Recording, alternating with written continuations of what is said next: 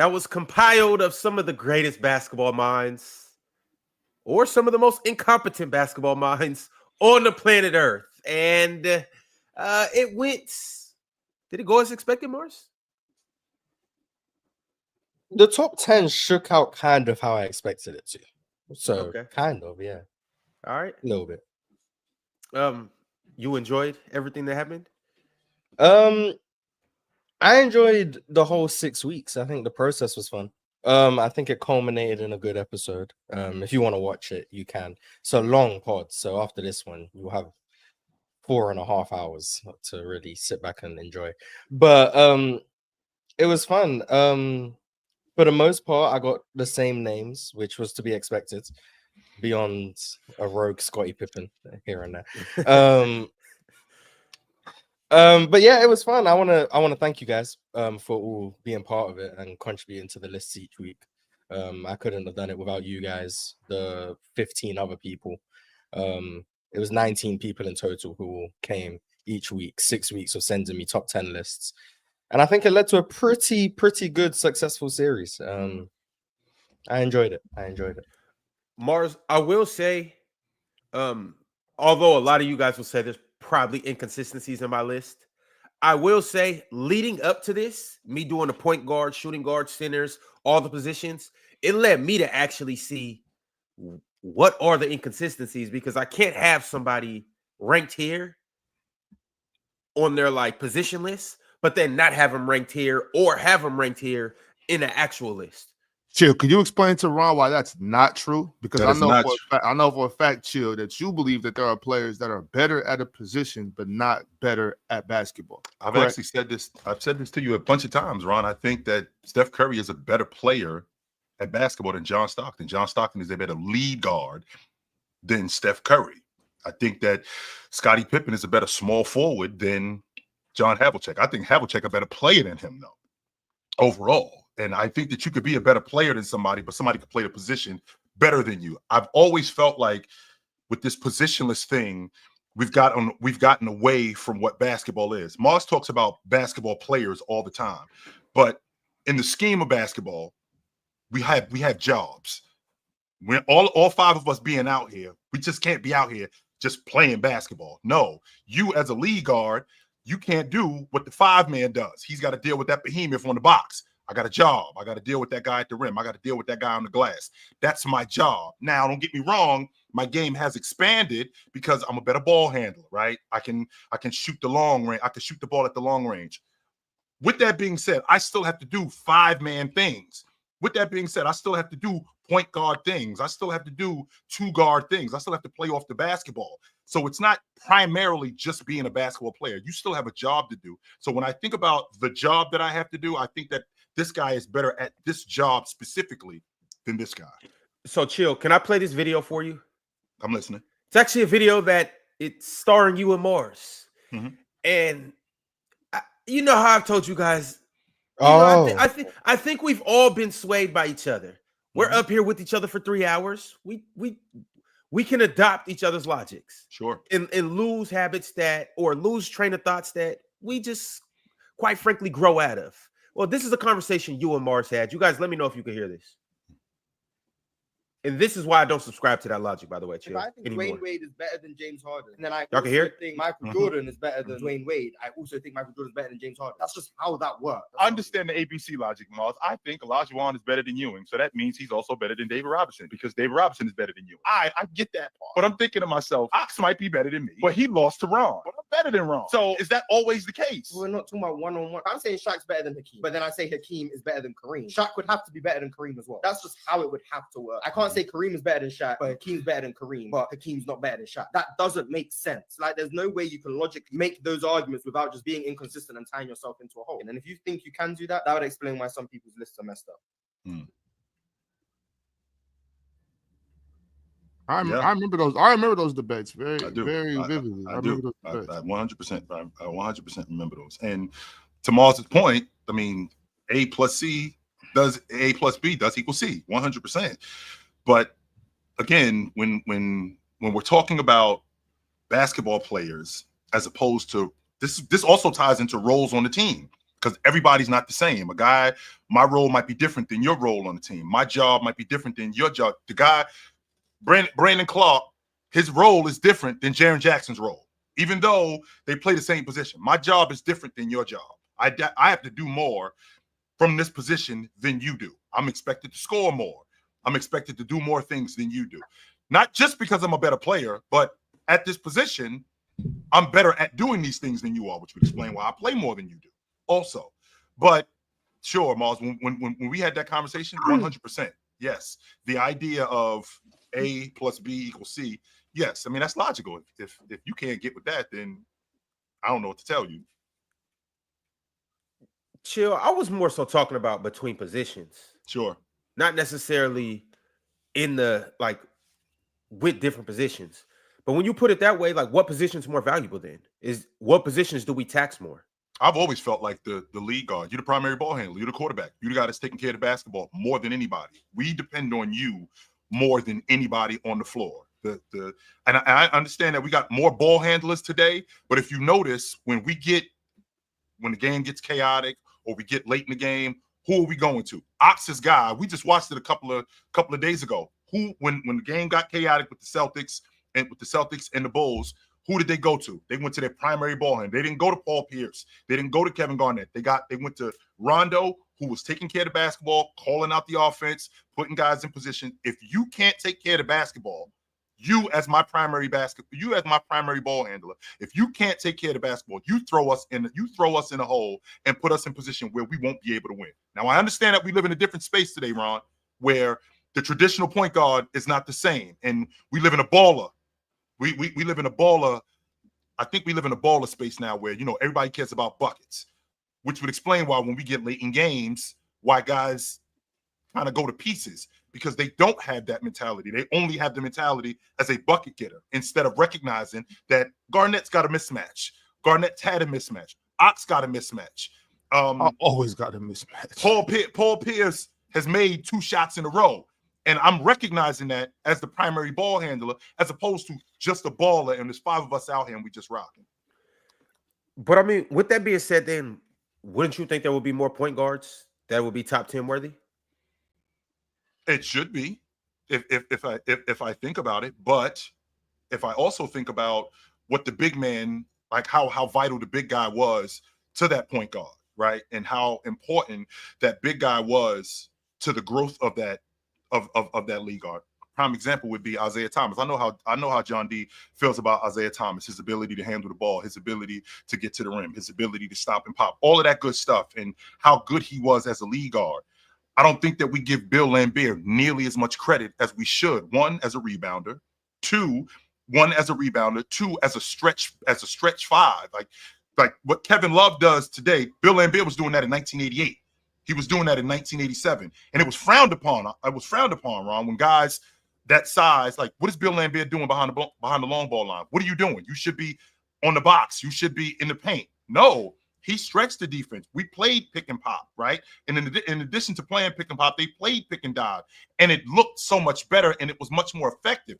That all works with 1, Isaiah Thomas taking care of the basketball, and 2, Bill Laimbeer being as productive as he can as a pick and pop guy. Because if he's not knocking down that shot, why are we doing it? There's no reason for us to do that.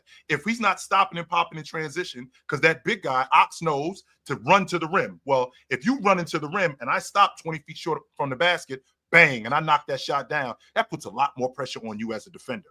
A lot more pressure, because now you can't run to the rim. You got to stop. You got to get with me. And if you don't get with me, that other ball handler, he's going to the rim. And when you do get with me, that other ball handler, he's going to the rim. So I feel like the point guard, he needed that big man to enhance his game. I feel like today, the point guard, we're so wrapped up in him being a bucket getter, which not a bad thing, because we've had lead guards be bucket getters. That's never been an issue. We've had point guards be bucket getters. However, I feel like the big man back then was used a little bit differently and way more effective to make not only the point guard, but the 2 guard, the lead, but the 2 guard, the small forward, made these guys a lot more effective than they are today. Yo, John, what's going on? What's going on, fellas? How y'all doing? How y'all doing? Good. Any opening thoughts pertaining to the list from yesterday? we've had a couple super chats about this topic. I'm gonna let that money go to good work, go to good use, Okay. and that's my opening thought. Well, hold I'm on. Wait. Which super chat before? But I'm gonna let you finish, and then what you can tell me which super chat. I'm happy Kobe got high on the list. You know, really me considered too. just putting him third. If I knew, like, yeah, we gonna move Kobe up that list a little bit. Really surprised. Well, I wouldn't say I'm really surprised KD didn't make it, even though I think he has a really solid top 10 case. I think Steph has a really solid top 10 case. But throughout this list, I mean, there are multiple guys that could have been put in this top 10. Like, I'm not gonna argue who you have on the list. Like, I'm not going to argue too hard who you have on the list. But long as it's legit. Long as it's legit. Like, long as it's legit logic, I can get. Yeah, I think everybody had a good list. I think everybody had a good list. Some of you guys got some explaining to do, and we'll get to that here. Yeah, you want to you in particular, Ron. Yeah, I want to hear this. I really want to hear. I had Kobe where you were scared to put him at. I put Kobe where he belonged. Okay, I was the only one. I was the only real Kobe fan that has some nuts and some gall. Real Talk also had him at 3. You had been at 3, Ron? I didn't know you had. Hey, that ain't real talking. Yeah, he moved Magic down to 8. Holy shit! Who moved Magic down to 8? You, because you used to have Magic like really high, and now you've moved him down to 8, which I have no problem with. It was cool to see. Well, it was interesting to see. I was like, oh, okay, nice. But Big Talk will be here soon. Big Head will be here. Swipe will be here soon. And who else is joining us today? I think that'll be it. But hold on, what super chat were you pertaining to though, John D? There's one. There's 2. There's 3. Mind you, there's 4. We're 13 minutes into the show, by the way. We're 13 minutes into the show. That's crazy. All right, so Mars, would you like to give the list? John, would you like to give the list, or do you want us to just? I can give the list. Do you want me to start from the bottom or start from the top? I would say start from the bottom. Was this the honorable mention? This was the combined list. This was the combined list. You. So these guys, I'm gonna start from everyone who got votes. So all the way from the bottom to the top. You gonna tell how many votes they got? Oh, there's 5. How many points they got? Yeah, points total. But these guys all had 1 point, so they only had 1 vote in 10th place from 3 people. It was Jerry West. Are you revealing voters? Or yeah, I'll reveal who had them. Jerry West, that was Real Talk. Real Talk had Jerry West in 10th, so that was his only vote. Makes sense though, right? After the run, he said he had to be consistent with what he's been pushing in the off season.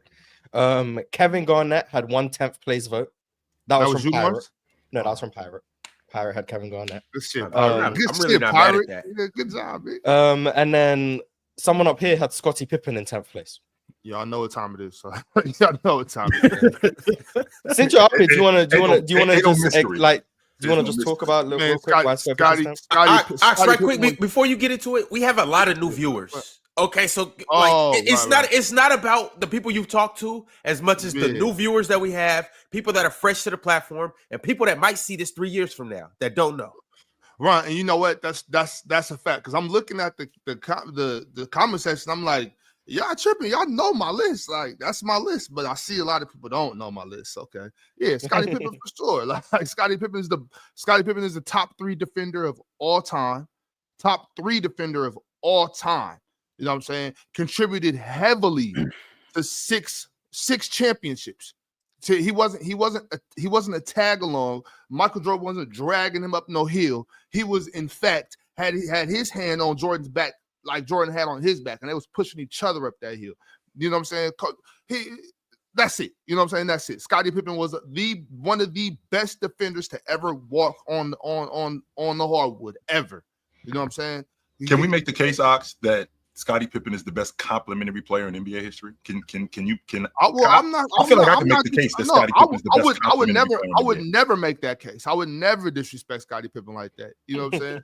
Scottie Pippen was a co-star, you know, and he did everything on the basketball court. He was one of the best all-around basketball players of the 90s, of that entire decade. And you know what I'm saying? And along with his co-star Michael Jordan, completely ran the 90s. And I think it's crazy for him to have no consideration. And you know what I'm saying? They went 6-0. You know what I'm saying? 6-0 in the finals.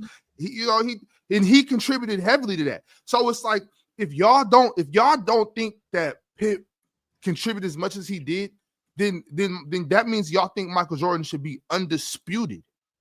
You know what I'm saying? Undisputed. There should be no conversation about Kareem, Kobe, LeBron. There should be no conversation. It should just be Jordan is the God. If Scottie Pippen ain't who I say he is, then that means Jordan's the best, is the God of basketball. You know what I'm saying? So it's just I just I think it's crazy that Scottie don't get as much credit as he deserves, but I got him 10 and everybody knows. Like, oh, well, now y'all know I got him 10. I thought y'all knew already.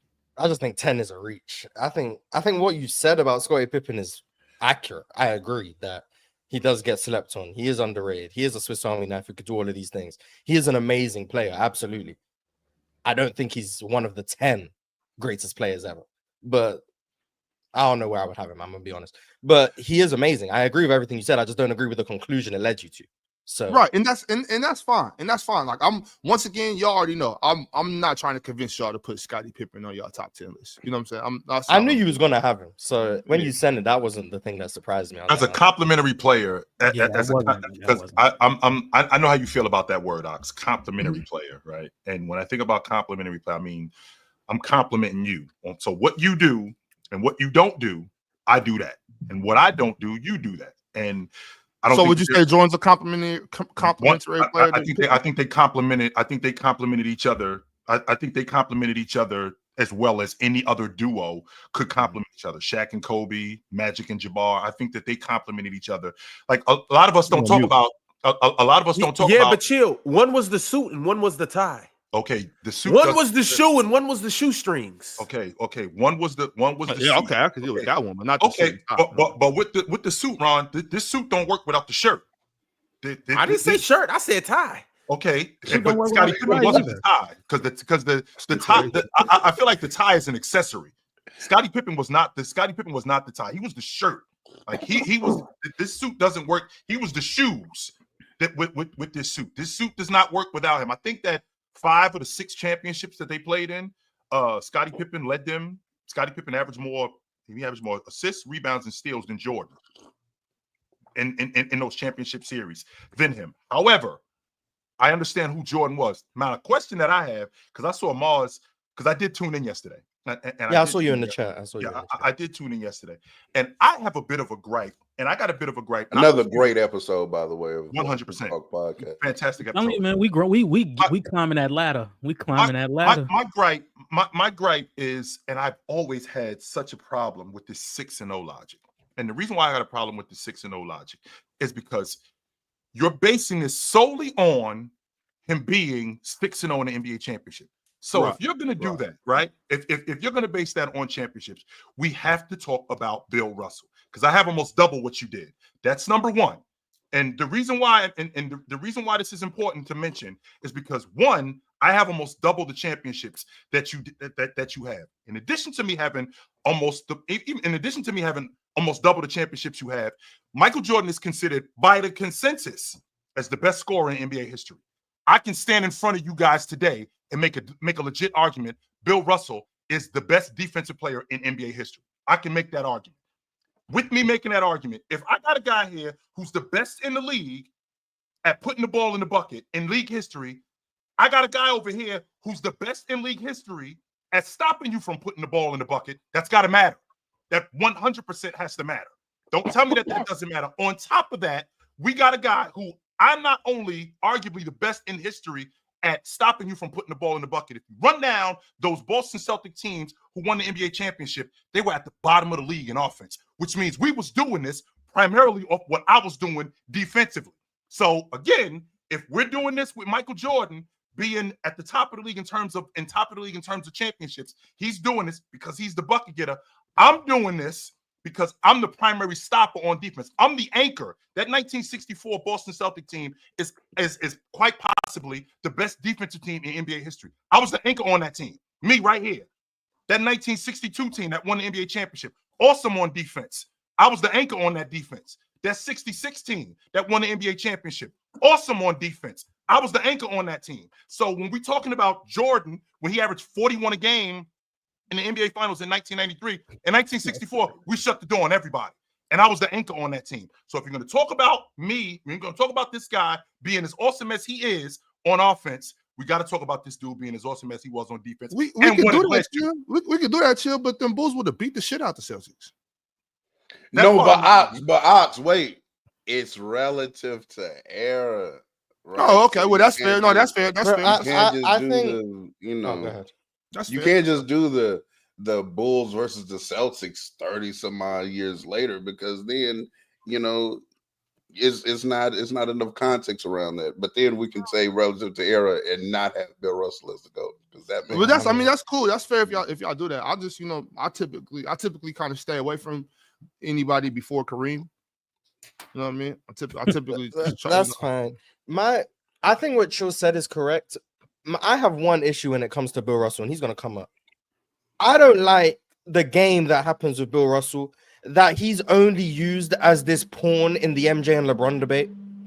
It's like if the Jordan fans bring up 6-0, it's like, oh well, then you should have Bill Russell as the GOAT.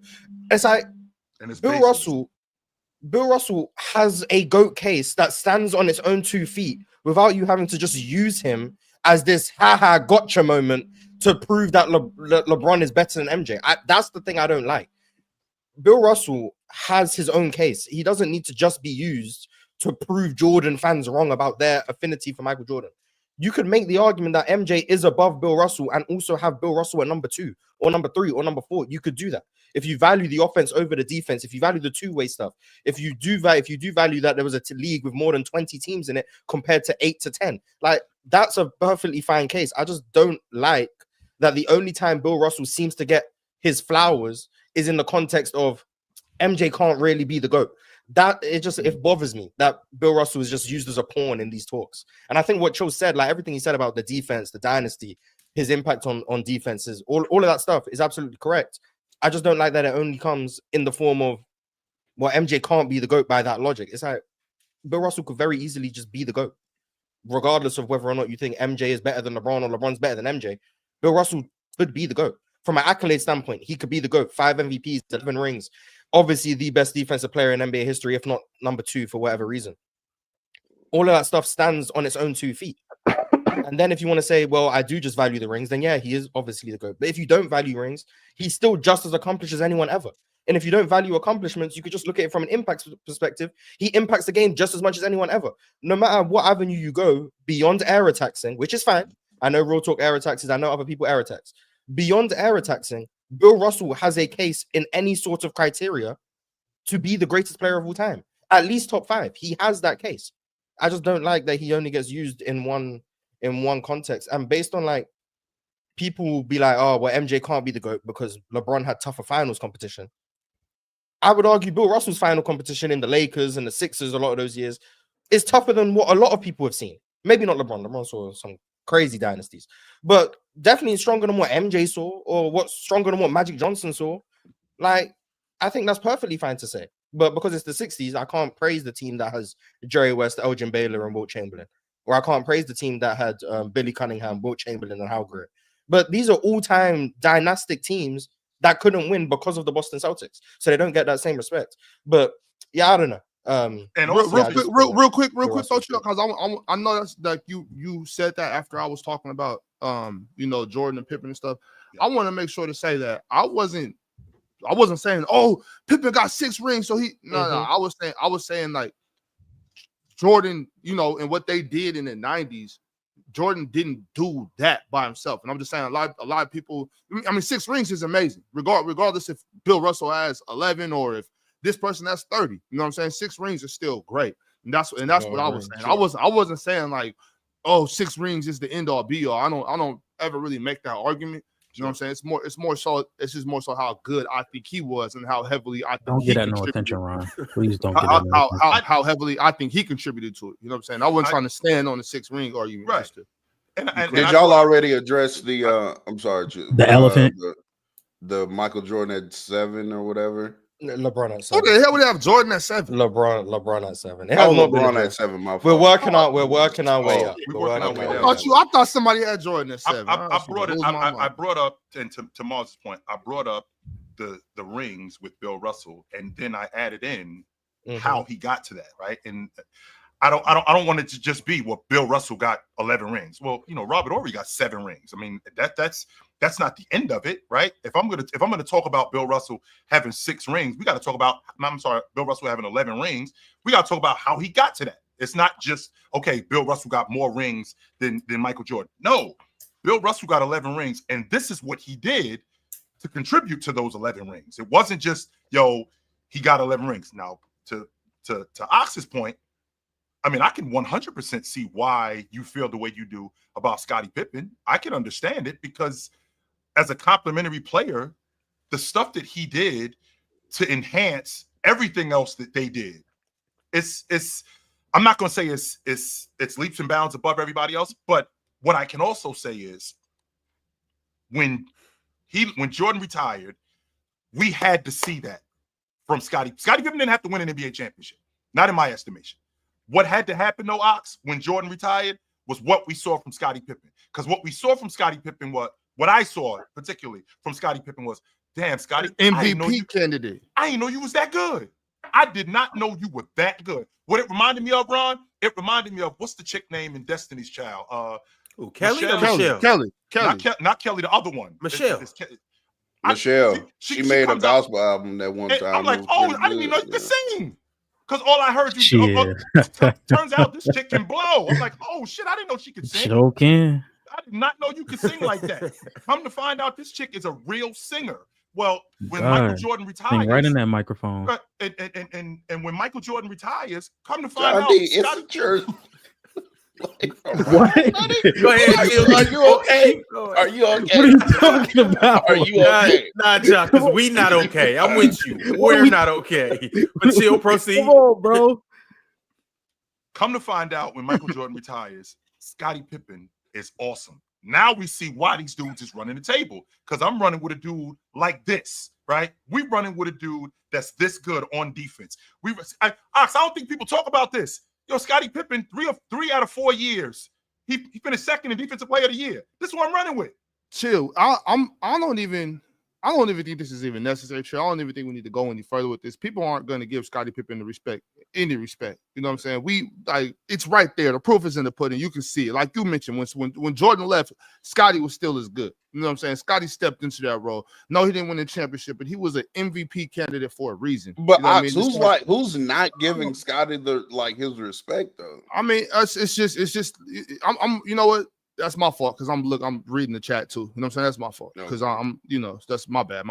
But still though, you know what I'm saying? It's not even, can't really make a case for Scottie. You know what I'm saying? I just think Scottie's better than a lot of people. I value a lot of different things on the basketball court. You know what I'm saying? I don't care if you don't average 25 points. You know what I mean? Scottie was an incredible basketball player. He was. Where would you guys, like, obviously you probably don't have a full list, but what range do you think Scottie should be in? I don't think it's 25 players in NBA history better than him. That's why I had him. Ooh. I had him on my small forwards list. Bear with me. On my small forwards list, I had him 6th on the small forwards list. So yeah, let me see. Mars, he's in the 35 range, maybe. Is it the buckets, Mars, that bother you with him more than anything? Because it can't be the decision making. It can't be the defense. It's longevity and then just overall offensive proficiency. I mean, the guys I have above him, Bron, KD, Bird, Dr. J, I think all 4 of them are pretty much, they go without saying. For the most part, I know Ox doesn't agree. For the most part, those 4 go without saying. The only, I guess, controversial one is John Havlicek. But even you think John Havlicek's a better player than Scottie Pippen. I just think the longevity is just, it trumps Scottie. So that's why I have Scottie Pippen at 6. But you notice I didn't say Kawhi Leonard's name. I think Kawhi is better than Scottie Pippen. Yeah, I think Kawhi is also better than Scottie Pippen, but the longevity stuff was just too much for me to ignore. But like, if I factor that in, like, I could have Scottie Pippen at 7. Like, so I don't know. He's really good. It's just tough. Because when I think about Leonard, I think about a guy who, I mean, when he got it going, he's one of the better bucket getters that I've seen. So all the other stuff, I mean, I think Scottie trumps him. If I'm being honest with you, I don't. And I do think that there's a gap maybe I'm a little bit crazy. As a defender, I think there's a gap between Scottie Pippen and Kawhi Leonard. Even Leonard at his best. I think as a distributor, I think there's a gap. I think there's a gap between Scottie Pippen and Kawhi Leonard. As a transition player, I think there's a gap. I think that as a ball handler and a floor leader, I think there's a gap. I can get with you with the buckets, right? Because Kawhi Leonard as a bucket getter, which I mean we've seen in the playoffs how much that matters when he gets that mid range going, when he gets getting downhill, being the shot creator that he is. I can definitely get with that part, but I feel like the other stuff, I do feel like the other stuff trumps everything else. And I do think that there's a gap between him and Scottie Pippen when it comes to that stuff. I would say, number one, I looked at my small forward list. I do have Kawhi over Scottie, but it's one direct. I have Kawhi, I think, at 6, Scottie at 7. Scottie obviously played, was better longer, but peak Kawhi to me is just the better player, and I couldn't leverage out the longevity with the just ignoring that Kawhi is just flat out better.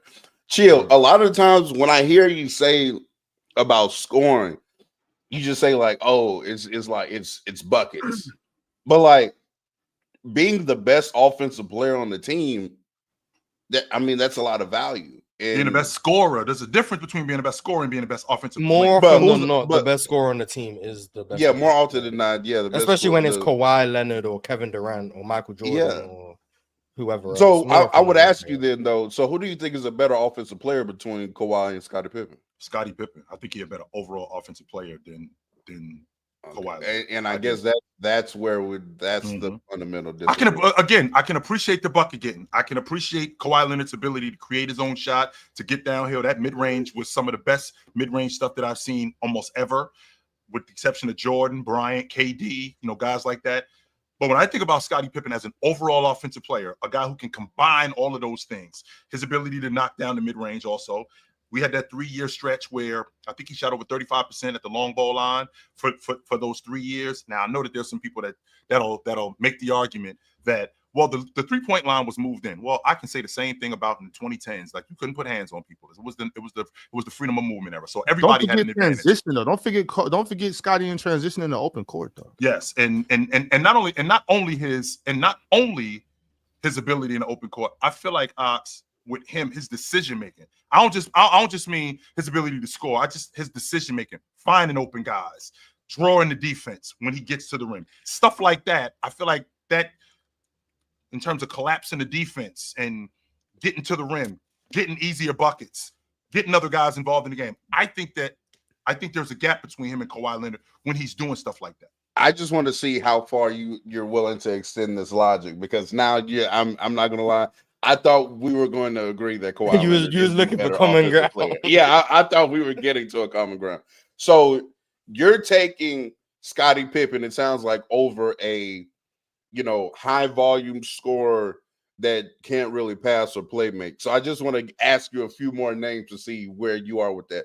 Is Scottie Pippen to you a better offensive player than Hakeem Olajuwon? Because Hakeem struggles with a lot of the same stuff Kawhi does, and he's strong in his scoring in a lot of the same areas. Obviously, Hakeem a little bit more, back to the basket, but he excelled in the mid-range just like Kawhi. Had a few problems throughout his career, like processing defenses and making the right passes.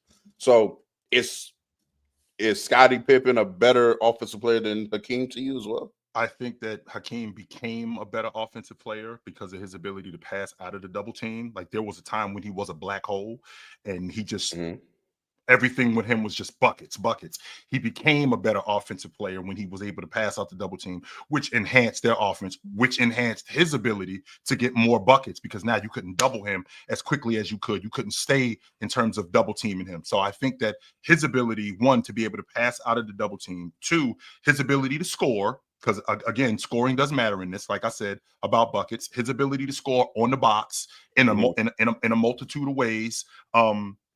His ability in transition. I think Scottie Pippen's a better transition player than Hakeem Olajuwon. I think Olajuwon's an awesome transition player, but I think Scottie Pippen was a better transition player. But I think that because of Hakeem Olajuwon's ability to pass out of the double team later on in his career, I think he became better.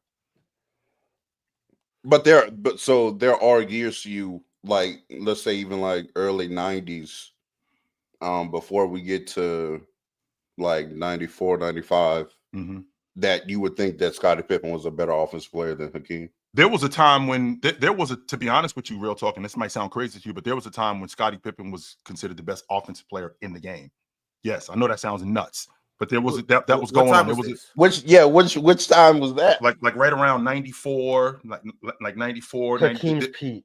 Yeah, there was a time when, and Phil Jackson actually co-signed this, where he thought Scottie Pippen was the best all-around player in the game. That's 94 is not crazy though. Jordan, that would mean he's better than Hakeem. That's what that would mean. Hakeem, though. Yeah, that's what Hakeem. Yeah, but I mean, also too, though, like 93, 94, 95. Like it's people that think SGA is the best in the world, and it's like, I can see how you would think that. Yep. No, but I can see how you would think that. I can't see how you would think Scottie Pippen's better on offense than Charles Barkley or Hakeem. I don't see how you could think that personally, but yeah. So to answer your question, real talk, again, like around 93, 94, 95, I think Scottie had really enhanced his game and he became a better scorer. Not to the level of Olajuwon. No, I'm not gonna go there. But he became a better scorer, and because he became a better scorer and couple in all the other things that he was able to do, coupled in with the system, with the triangle offense, that made him look even better as an offensive player. And I think that enhanced his game. And I think that there was a stretch where he was a better offensive player than Hakeem Olajuwon. Yes. Is he overall a better offensive player than Hakeem Olajuwon? No. Because again, I think when Hakeem Olajuwon was able to pass out of the double team and read defenses better, I think that's where he became better. But there was a stretch where But now I just want to clarify, because you said a year in which I believe Hakeem was better at that, but you said Scottie was the best offensive player. So like 94, 95. We were having conversations about Scottie Pippen being the best all-around player in the game. Which side of the conversation was where did you fall at? Was Scottie a better offensive player than Hakeem in 94, 95? It was really close for me. It was. Olajuwon was. I felt like Olajuwon was a better player overall, but as an offensive player, I would have to say Olajuwon. Okay. Yo, what's good, Swiper? What's up, y'all? How y'all living? Amazing. Chilling. Yeah, man. Congrats, man. Mars on the list, and what's after buzzer? Shout out to you, Brody. John D. Great list. Very entertaining. W basketball. W basketball platform. WPC. W Rosal. On the timeline on the list, but it's pretty diabolical, but that's what we do, man. We do the best we can do. Hating on Kobe at 4. I don't qualify putting Kobe Bryant at 4. Never mind. I don't want to get started. I was really just, I haven't seen y'all in a while. It's good to see you. What's up, y'all? What's going on, everybody? Swipe a quick question. Where would the lowest you would put LeBron James? Like the lowest? Yeah, the lowest. So is this like a hypothetical world in which he was like born 5'7" and wasn't an athlete? No, current LeBron. What's the lowest with the entire 22, 23 everything that he's done out the way? What's the lowest? Swiper hungover. No, I've never drank in my life. Everyone knows this. Oh, right. No. Literally, it's a fact. No, literally, you're telling the truth. We have alcoholism in my family. I'm not going to drink. I believe you. I'm sure you do. I do. Anyway, Ron, the lowest I would have LeBron. There is no argument for me past 2. Like I don't think you could make a coherent basketball discussion past 3. Like, but I would be like, that means he would be 1 away from Kobe for a lot of people. I mean, at that point, I would be like shivering with anger. I agree. So, I don't believe there's. I think. Like, no, I'm trying to direct this towards somewhere else. You brought it to me. I can't. Shivering with anger. I got shivering with anger. Yeah, man. If you told me at the end of their careers that Kobe and LeBron were next to each other, I would be very irate. I think as we all should be. Yeah. I'm not bad. What about you, John D? Where's the last place you could put him? The last place I could put him is 2. That's where it stops. Yeah. That's where it stops. That's where it stops. So you would imagine how shocked the panel would be when we saw him at 5 and 7. Who? Or 7 and 12. Ox and who? Ox and who? And host. Ron. The host. No, wrong. Chill had him at 5 and 7. That's crazy, Chill. Obviously. Come on, Swiper. Come on. Ron's so nasty. It's Ron disgusting. Like you can smell Yeah, him. but here's the thing. I've told y'all about this. Ox is my brother, bro. Like me and Ox, man. I can imagine. You know, when our kids grow up, we're gonna be taking family trips to Puerto Rico just like we're doing right now, right? I'm saying that like Ox is my dog. Ron, Swipe, my kids are almost 10 years older than your kids. Why would? Yeah, I know, but I'm saying that like at that point they'll be able to babysit. They'll be able to babysit. You know what I mean? He's saying you gonna get back involved with him. Right, exactly. Oh, that's crazy. What I'm saying is, when Ox says something like that, like I don't take it as an affront to like the list, because Ox has his believes it. Yeah, Ox has his own criteria for basketball. Ron. Ron putting him where he puts him, knowing how I know he feels about playmaking. There's no way, real talk, John D. There's no way for that man up there to value playmaking as much as he does and tell me LeBron Ramon James is below 3. Yeah, Chill. That doesn't make any sense. And here's the thing. Ron is like he's a true millennial, like, but he's like a millennial learning how to troll like a Gen Z. So he probably did this, like, ironically to troll, but because it's Ron, we know that his basketball takes are so asinine that we believe he believes what he believes. So are we gonna let Swiper do the thing? You Are we gonna let kept Swiper do the thing that he accuses us of doing? Hey, real talk. You're talking for me. You're putting words in my mouth. I know I did not say that. You're doing that one thing. Real talk. Does he not value playmaking more than anything else? You're gonna have to ask Ron what he values. Ron, how much do you value playmaking? I have said. Ron, how much do you value playmaking, Ron? How much do you value? I've said this multiple times up here. I value playmaking more than you guys do. But I've also came up here and corrected myself and said, although playmaking is very high on my list, it does not trump the ability to score at will. It doesn't. Why would LeBron James not have the will to score whenever he wants? All of these guys got the will to score when they want. We're talking about LeBron's a better option will to score than anybody else on this list for the most part, except for maybe Jordan. LeBron has better will to score moments in the playoffs than B does, than Will does for sure. All right, bro. I can tell you that much. Yeah, we could just do it. We could there's no respectfully disagree. Stop. Don't let him run because this dude right here under me, when he tried to put me on the stove, and now your ass is in the cooker, Ron.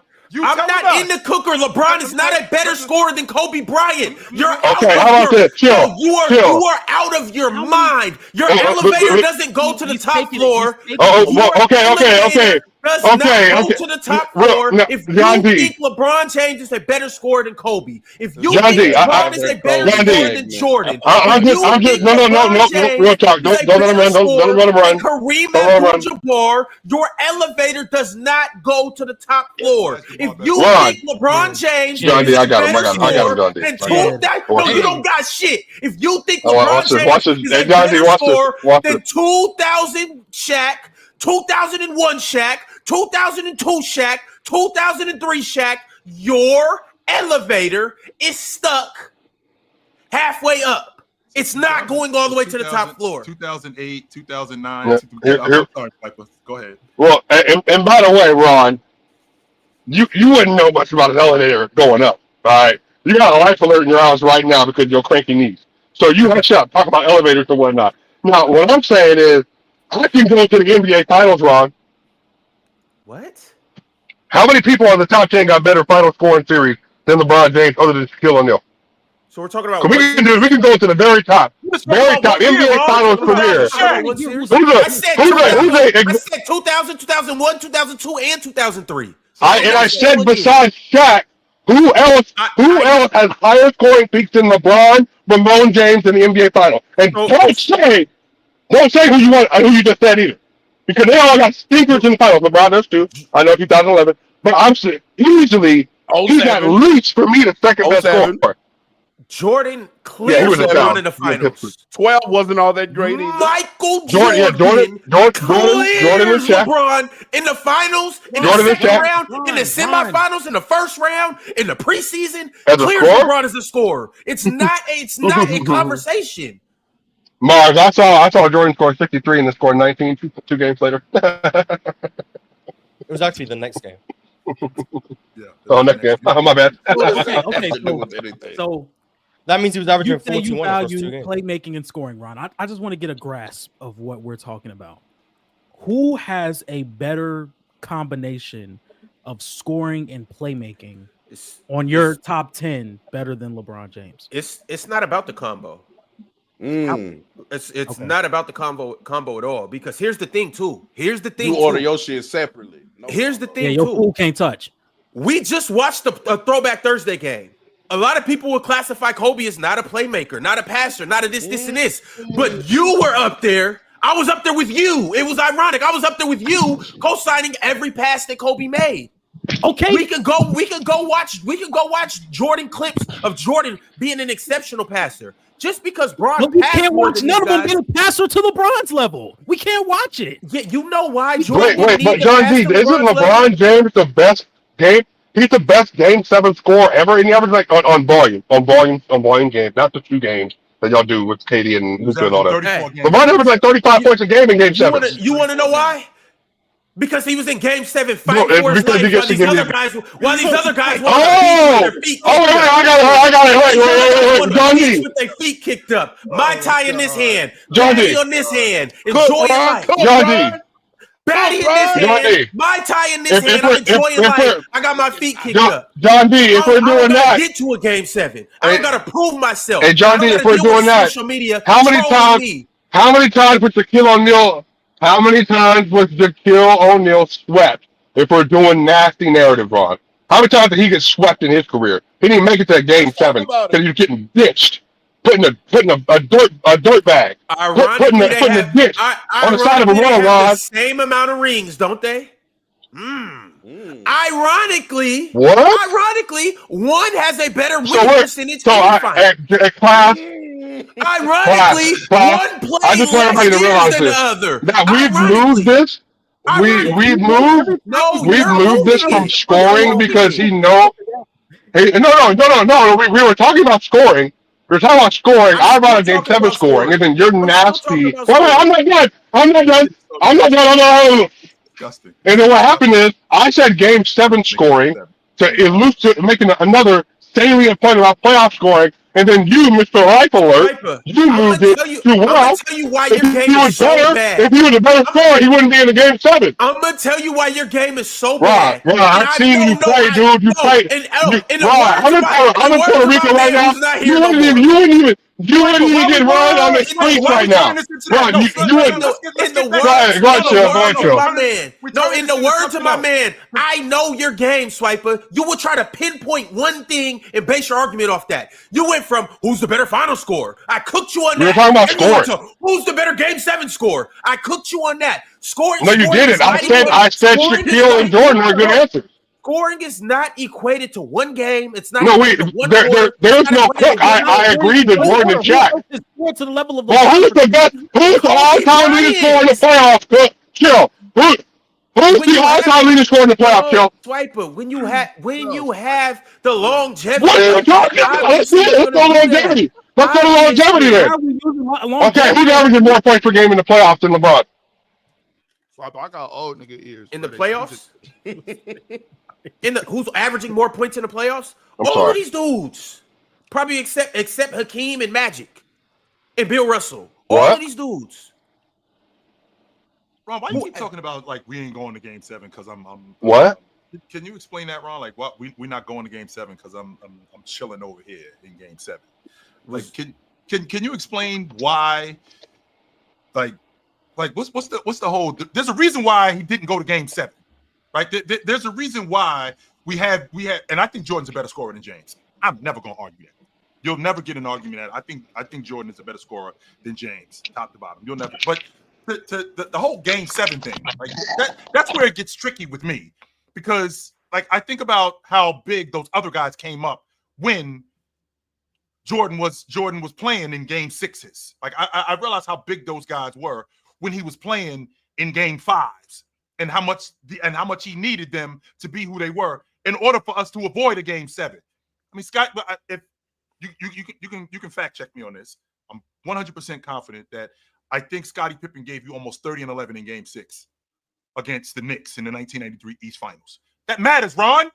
That matters. If I'm running with a dude like that, if I get almost 30 and 11 from my second guy, that matters. So Brian ain't been running with dudes. That's what you're trying to tell me. Yeah, I'm glad you. Dwayne Wade's not a dude. I'm not saying that he's not a dude. Anthony Davis ain't a dude. I ain't saying that. Kyrie Irving ain't a dude. I ain't saying that. He definitely is a dude. He definitely is. LeBron had always had dudes. I don't want to hear that, chill. But I can tell you this for a fact. Michael Jordan never had a dude score 0 points in Game 7. 0. That's who I'm running with. Who is that? I'm running with a dude that's completely, utterly ineffective. Who scored 0 in Game 7? Who scored 0 in Game 7? Chris Bosh. 0, Ron. But that doesn't. But we had to get to Game 7 for that to happen. Right. And the way we got to Game 7 was what he did in Game 6. And what happened in Game 6? That's how we got to Game 7. Yeah, but Scottie Pippen gave Michael Jordan 2 points in a Game 7. Yeah. When did he give him 2 points in the Game 7? 1990. Oh, you talking about the headache game? I'm sorry. Yeah. That game. When he had a migraine, Change that. he was seeing Jordan double. 2 points. Yeah, so when he was seeing double, there's no excuse for 2. He gave him 2 points. Chris Bosh gave him 0. Scottie Pippen gave him 2. Horace Grant was 3 for 17 in that game. Chris Bosh wasn't seeing double. Scottie Pippen was. Okay, Horace Grant and Scottie Pippen went 4 for 27 between themselves in that Game 7. That was Michael Jordan's running mates. And then the next year they ended up sweeping them, and it's ironic. It's coincidental. Okay, and then the year prior, the Heat won the championship, but you're harping on Chris Bosh's Game 7. I am harping on it, and the reason why is because the very next year, Scottie Pippen ended up being the player of the game in Game 4 when they swept. Chris Bosh didn't do that. Okay, but I remember Chris Bosh in the 2011 Eastern Conference Finals against the Bulls. He was hooping. Like, these guys are going to have good series. They're going to have bad series. They're going to have good games. They're going to have bad games. That's the point. The idea that you're trying to make the argument that LeBron's help has not been to the same level of Michael Jordan's help is very disingenuous when we factor in Anthony Davis in 2020 playing at a level in the playoffs that no one that Michael Jordan has played. Sorry, Ox. No one that Michael Jordan has played with has played to the level that Anthony Davis did throughout the whole 2020 playoffs. No one that Michael Jordan played with has made a shot, no star player has made a shot as singularly huge as the shot Kyrie Irving made in 2016.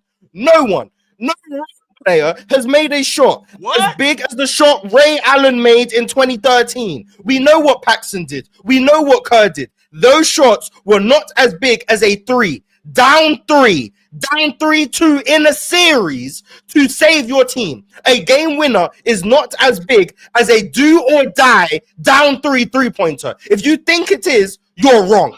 You're just as close to objective as possible. You are wrong. Because if the Bulls would have lost that game, they have another game in the series. Sure. If Ray Allen doesn't make that shot, Miami, that's another finals loss on LeBron's resume. No shot that's ever been made has been as clutch, as crucial as the shot Ray Allen made. So the idea that we're going to say LeBron's help was not to the same degree as Michael Jordan because of a Game 6 that Scottie Pippen had in 1993, and then you're going to say, it's fine that Scottie Pippen was 1 for 10 in Game 7 because he was seeing double. No, that way. It just does not work that way because Scottie Pippen seeing double was Michael Jordan's second best teammate. So what's he meant to do with that? So no, I don't agree with that. I don't agree with that argument at all. Right. And that's fine. Yeah, he's top 5. Hold on. He's finna come back. No faults. Go ahead. So back to what you were saying. Ron is telling me about Game 7. And to your point, I didn't even bring up Game 7. I don't even want to get stuck on this. I didn't even bring up this point. I don't care if you win in 2 games, 7 games. If you win, you win. Let's stay back to where Mars is. Mars is talking about no singular shot, what Anthony Davis did when he ended up hitting that buzzer beater against Denver, right? And when Anthony Davis hit that buzzer beater, or when Kyrie Irving hit that 3 in Game 7, right? So with that all being said, what John Paxson did, we don't even know if they go to Game 7, even though they do have a Game 7. Yes, they do have a Game 7, and they do have another chance. How do I like those chances in Game 7? Even if they do have a Game 7, how do I like those chances in Game 7? Even though the Phoenix Suns at that point had won 2 of the last 3 games, and now we're going to push to Game 7, all the momentum is now with the Phoenix Suns. I don't really like their chances. I can appreciate your argument about having the opportunity to go to Game 7. With that being said, if we can end this right now on the road, and by the way, Michael Jordan was the only one, with the exception of John Paxson, who has scored. Nobody else scored in the fourth quarter. That bucket was from John Paxson. That was it. Nobody else scored. 0. Nobody else scored. So if he doesn't score, what are we doing? We're probably going to lose this game. So if I think about them going to Game 7, that kind of stuff matters. John Paxson hitting the shot to end the game, the NBA championship. Scottie Pippen having 29 and 12, and I'm sorry, 29, 4 and something like that. 29, 4 and 4 in Game 5 to end the series. That stuff matters. He didn't even if Scottie Pippen had 2 points, even though he had a migraine, he had 2 points, and I'm not going to argue that point. That's 100% correct. But when I'm going to Game 7, when I'm able to end the series because my help has delivered, I think that's a big deal, and we can't dispute that. I don't know how I can dispute it. So of course it's a big deal. Winning takes a team effort. I've never disputed that. This only started because you was trying to imply that LeBron's help has been worse than Michael Jordan's, and I just don't agree with that. That Game 7 against the Pistons in 1990, you know, the Bulls outside of Michael Jordan shot 15 of 63. They were awful. You know, Michael Jordan made 13 shots and had 9 assists, which means 22 of their 28 made shots were courtesy of Michael Jordan. They got blown out. This is not the help that we're alluding to as if it was just spectacular. Yes, guys showed up when you needed them. Absolutely. That's what it takes to win. But the idea, like, Dwayne Wade, in my opinion, is a better player than anyone Michael Jordan ever played with. Anthony Davis, in my opinion, is a better player than anyone Michael Jordan ever played with. And we're talking about, these are teams that weren't just Dwayne Wade and LeBron. You add Chris Bosh, who was one of, especially in 2011, one of the 20 best players in the sport. They had that on their team and they lost. We talk about the 2015 Cavs. This was a team that most people said should have won the championship because you had Kyrie, you had Kevin Love. When LeBron's out there without either one of them, we see how he struggled. Then the next year they come back and we see how important they are. Kevin Love is playing defense on the unanimous MVP and getting stops down the stretch. Kyrie Irving is isolating the unanimous MVP, making one of the biggest shots in NBA history down the stretch. When it comes to winning championships, you need these guys. You need them to show up. And for LeBron James, they have showed up time and time again. But all we ever hear is about the times that they didn't show up. Oh, 2015, he had no help. 07, he had no help. Okay, well, I remember the 25 straight he had against the Pistons. But then the next game, Boobie Gibson was the best player for the Cavs, and it's crickets. He had someone show up for him in Game 7 against the Pistons, or Game 6, sorry, against the Pistons, and it's ignored. Why? Because he played next to LeBron James. If one of Michael Jordan's teammates would have had the game that Boobie Gibson had in Game 6, you would still be bringing it up to me 30 years later, because rightfully so. When guys show up, they deserve credit. But when it's LeBron James' teammates, for whatever reason, when they show up, oh, everyone's allowed to have help. And then when they don't show up, LeBron has no help. What's he supposed to do? Michael Jordan doesn't get that same bell. But that's not what no one give him that same type of bell. Mars, you do know people can hear you, right? That's not what I'm implying, no, Mars. I'm just saying. I just want to make sure that you know what you're doing right now. These people are hearing too much truth right now. They're going to say I'm a LeBron hater for this. But you're going to hurt somebody. You can never tell the truth about LeBron James without people getting sensitive. You can't be a LeBron hater for the people you in between. But I think that's where the disconnect is. Hey, Ox and Ron, y'all not off the hook, by the way. Yeah, I'm not off the hook. Hold on. I agree. 7 is insane, by the way. I want to make this very clear. I'm enjoying this hook. This is the hook I'm comfortable on. I live here. You know what I'm saying? Like this is my list. You know what I'm saying? Like I don't have any problem with this. But go ahead, carry on. Go ahead, Jill. Go ahead, Jill. And I have reasoning for why I have everybody above LeBron. I want to hear it. We will get to that. We'll get to that. You know what? No, because Chill still has MJ number 2. Like this is Ron, please. Yeah, apologize. Chill. We've got sidetracks, and that's on me. Yeah, we've got sidetracks. Ron and Ox, please. Right, Explain it. Please, what? Now you gotta host the show. Chill. No, I'm saying we gotta get the crunch time chats, and we can get. Yeah, I gotta get the crunch time chats. So yeah, go ahead. Nah, for sure. And then also too, after that, we're still at 13, Mars. So we do got to move up the list. Yeah. But we can either we can talk about LeBron right after these crunch time chats, or we can actually wait till we get to LeBron on the list. The crunch time chats are gonna be about LeBron. The first one I'm looking at is about LeBron. Right. So Ron, either you skip them or we address the chats, and we're gonna have to talk about it. Hold on, let me think right quick. All right, crunch time chats. The first one is from Jay Got Game. Jay sent through a $20 super chat and said, Ron and Ox swear they know ball, but got Bron bottom of the top 5. Y'all gonna answer for this. I'm saying, like, what's there to answer for? Like, the players, I've had this conversation with y'all so many times, and I know, Ron, you're right. There are some new viewers here, so sometimes we have to have conversations multiple times. But the players that I have above Bron, like these are like this top 10 list. These are all-time great players. I don't even understand what's the big deal for as long as all these people are in the top 10. What does it matter where they are in the top 10? Yeah, I've heard that someone had MJ7. You reacted, rightfully so. Yeah, well, that's shocked. That's different. How could someone have MJ7? That's how people feel when you have LeBron 7. Hold on, someone had MJ 7? No, but someone misspoke and said MJ at 7. And Ox was like, see what I'm saying right now? I was thinking like Jordan at 7? That's crazy. So that's how they feel when you have LeBron at 7. It's the same thing. Right, but after that though, Mars, after I was saying, oh, that's crazy, I'm like, well, okay, that's your list. You know what I'm saying? Whatever. You know what I mean? But it's like this though, Mars. I got Shaq, Tim Duncan, Kareem Abdul-Jabbar, Magic Johnson, Michael Jordan, Kobe Bryant.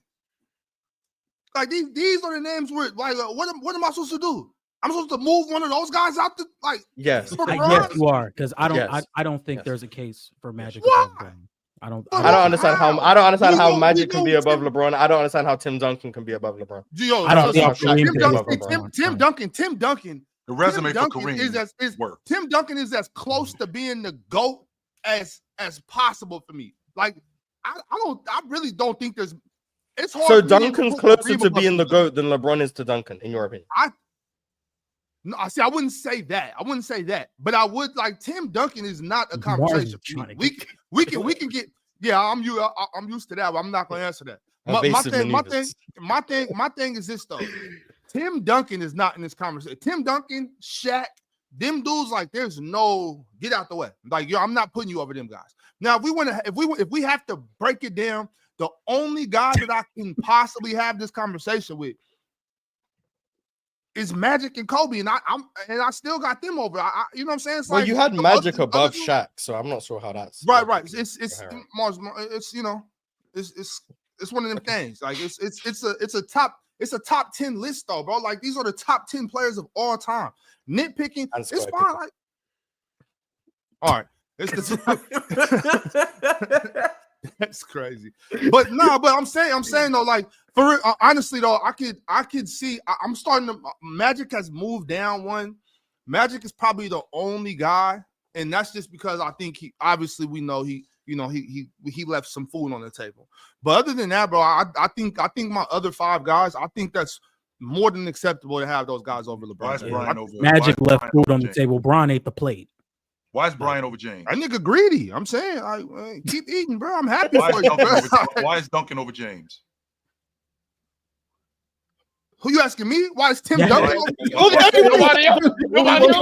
Only one who had Duncan over LeBron. So wait, nobody else. Nobody else. No. Hey, but I'm with you. I'm not mad at that. Like I'm not. I don't got him, but I can see it. Where do you have him at, Ron? This is perplexing to me. I actually moved Tim Duncan down a spot. No, I'm You had talking Duncan about at James, 7. Ron. I'm talking about moving James, Ron. Keem over. Wait, He had Duncan at Tim 7 and Bron at 5. Tim Duncan has James longevity. at 5, Ron. Tim Duncan has longevity. He does. Tim LeBron's is better. Tim Duncan has a extremely high peak. He does. LeBron's is better. LeBron's is higher. That for y'all, if y'all think so, keep going. Okay. if y'all say so, I mean, keep going, big fella. So you got peak, you got longevity, you got championships. Yep. What does LeBron Tim has Duncan championship. not have? You got defense. Yep. You know what I'm saying? You have defense. everything with Tim Duncan. I think asking me the Tim Duncan question is actually disrespectful. Now, if you know what I'm saying, ask me anybody else. Ask me Tim Duncan. I think it's disrespectful. Okay, we'll get off Tim Duncan because for whatever reason you think he's Magic. the second Okay, coming. Magic is the only one I have higher than Bron that I can see. Like, okay, that's just Kobe? me biased. You think Brian is ahead of Bron? Yeah, but it's You don't think Bron has a case over Kobe? Bron has a case. Bron has a case for everybody. Okay, but what I'm saying is like for me to move, I can only see Magic, bro. I can only see Magic. I don't see like for Kobe. I mean, what is there? Well, Kobe got everything too. Kobe got rings. Kobe got longevity. It's not as long. Kobe got longevity. He got rings. He got the defense. He clears and scoring. I'm trying to figure out what are y'all seeing in Kobe that I'm not seeing in Kobe. I'm trying to see what LeBron's missing. I don't understand. LeBron's not missing anything. I'm not knocking LeBron. I'm just saying, like, what is Kobe missing? You know what I'm saying? What is Tim Duncan missing? As good as LeBron. What is no? That's not true, Mars. That's really not true, Mars. What is Kareem Abdul-Jabbar missing? Like what is Shaquille O'Neal missing? What is Diesel missing? Like, are y'all serious right now? Diesel has the best peak of all time. Nobody's peak competes with Diesel. His dominance, his impact. Nobody competes with Diesel. His longevity and defense wasn't as long, but his scoring. What is Diesel missing? He got the championships too. What is he missing? Oh man! Mars. You just got to come back. Because the reason I didn't question Shaq is because I know how you feel about his peak. So I'm like, if you're gonna go the peak avenue and you just think peak Shaq is better than peak LeBron, that avenue makes sense. Okay, I got Shaq over LeBron because I think Shaq peaked higher. But then you have Shaq at 5 and not 1, so that confuses me. And then I know you have Kareem as the GOAT, and you've never really explained it, but I just kind of figured it out.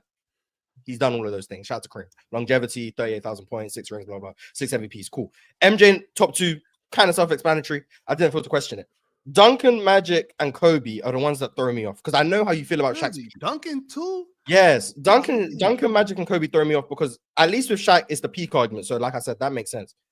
I didn't know you just thought Kobe was better than LeBron. I didn't know you thought that. I want to understand how that. Yeah, I thought you were low on Kobe, honestly. And I didn't, and I knew you were high on Magic, but like, I don't understand how one can think Magic is better than LeBron. I don't understand at all. With the Magic thing, I can, like I already said, I can understand Magic. I think Magic is a little biased. Okay, Magic is a little biased. I should probably have Magic instead of 4. I should probably have Shaq 4, Kobe 5, Bron 6, Magic 7. I can see that. But other than that, bro, them other 5 dudes, I think are the best basketball players, bro. But Ox, if you arguing longevity, you can't argue longevity when mine is better than yours. Ox, we trying to get into school, and I'm not just averaging long. Talking. You 100%. You just said Tim Duncan. You just said Tim Duncan got the longevity, but Bronze is better. You just said that. You just said that Magic got the longevity, but Bronze is better. You can't argue longevity when somebody's is better. Ox, we both trying to get into this school, and it chill. That's not the argument. That's the prerequisite. You need to have some form of longevity to be in this conversation. And that's where I'm going with this. So we both trying to get into this school, and it's a 1,300 to get into this school, right? On the SATs. Okay, Ox, you got a 1350. I got a 1,500. Who you think getting in school first? You or me?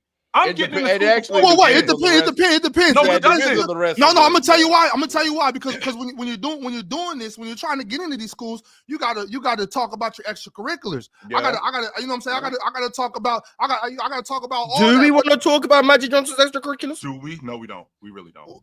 No, I mean, No, we Mars. That's just the analogy. I'm saying, like I already said, if y'all want to pinpoint Magic, there's just so much protecting Magic I can do before I'm like, okay, fine. If y'all want to get, but these other guys, Kobe Bryant, Tim Duncan, Shaquille O'Neal, Michael Jordan, Kareem Abdul-Jabbar, those 5 right there, I can't move them. You know what I'm saying? I can't move them. I don't understand what is there to make me move them. I've seen there's no Swiper can't talk to me about this person getting swept and this person having sneakers because Braun got a shit ton of those. You know what I'm saying? I can't do that. Yo, I'm about to move to the next super chat.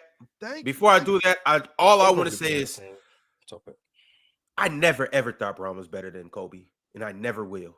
Not for a day, not for a second. I know I never the thought never entered my mind.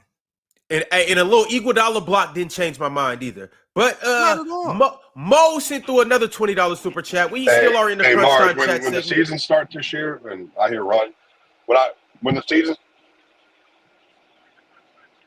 Oh, we lost him. We lost him. Yeah, word. No, he cooked. All right, Mo sent through another. You need an aspirin.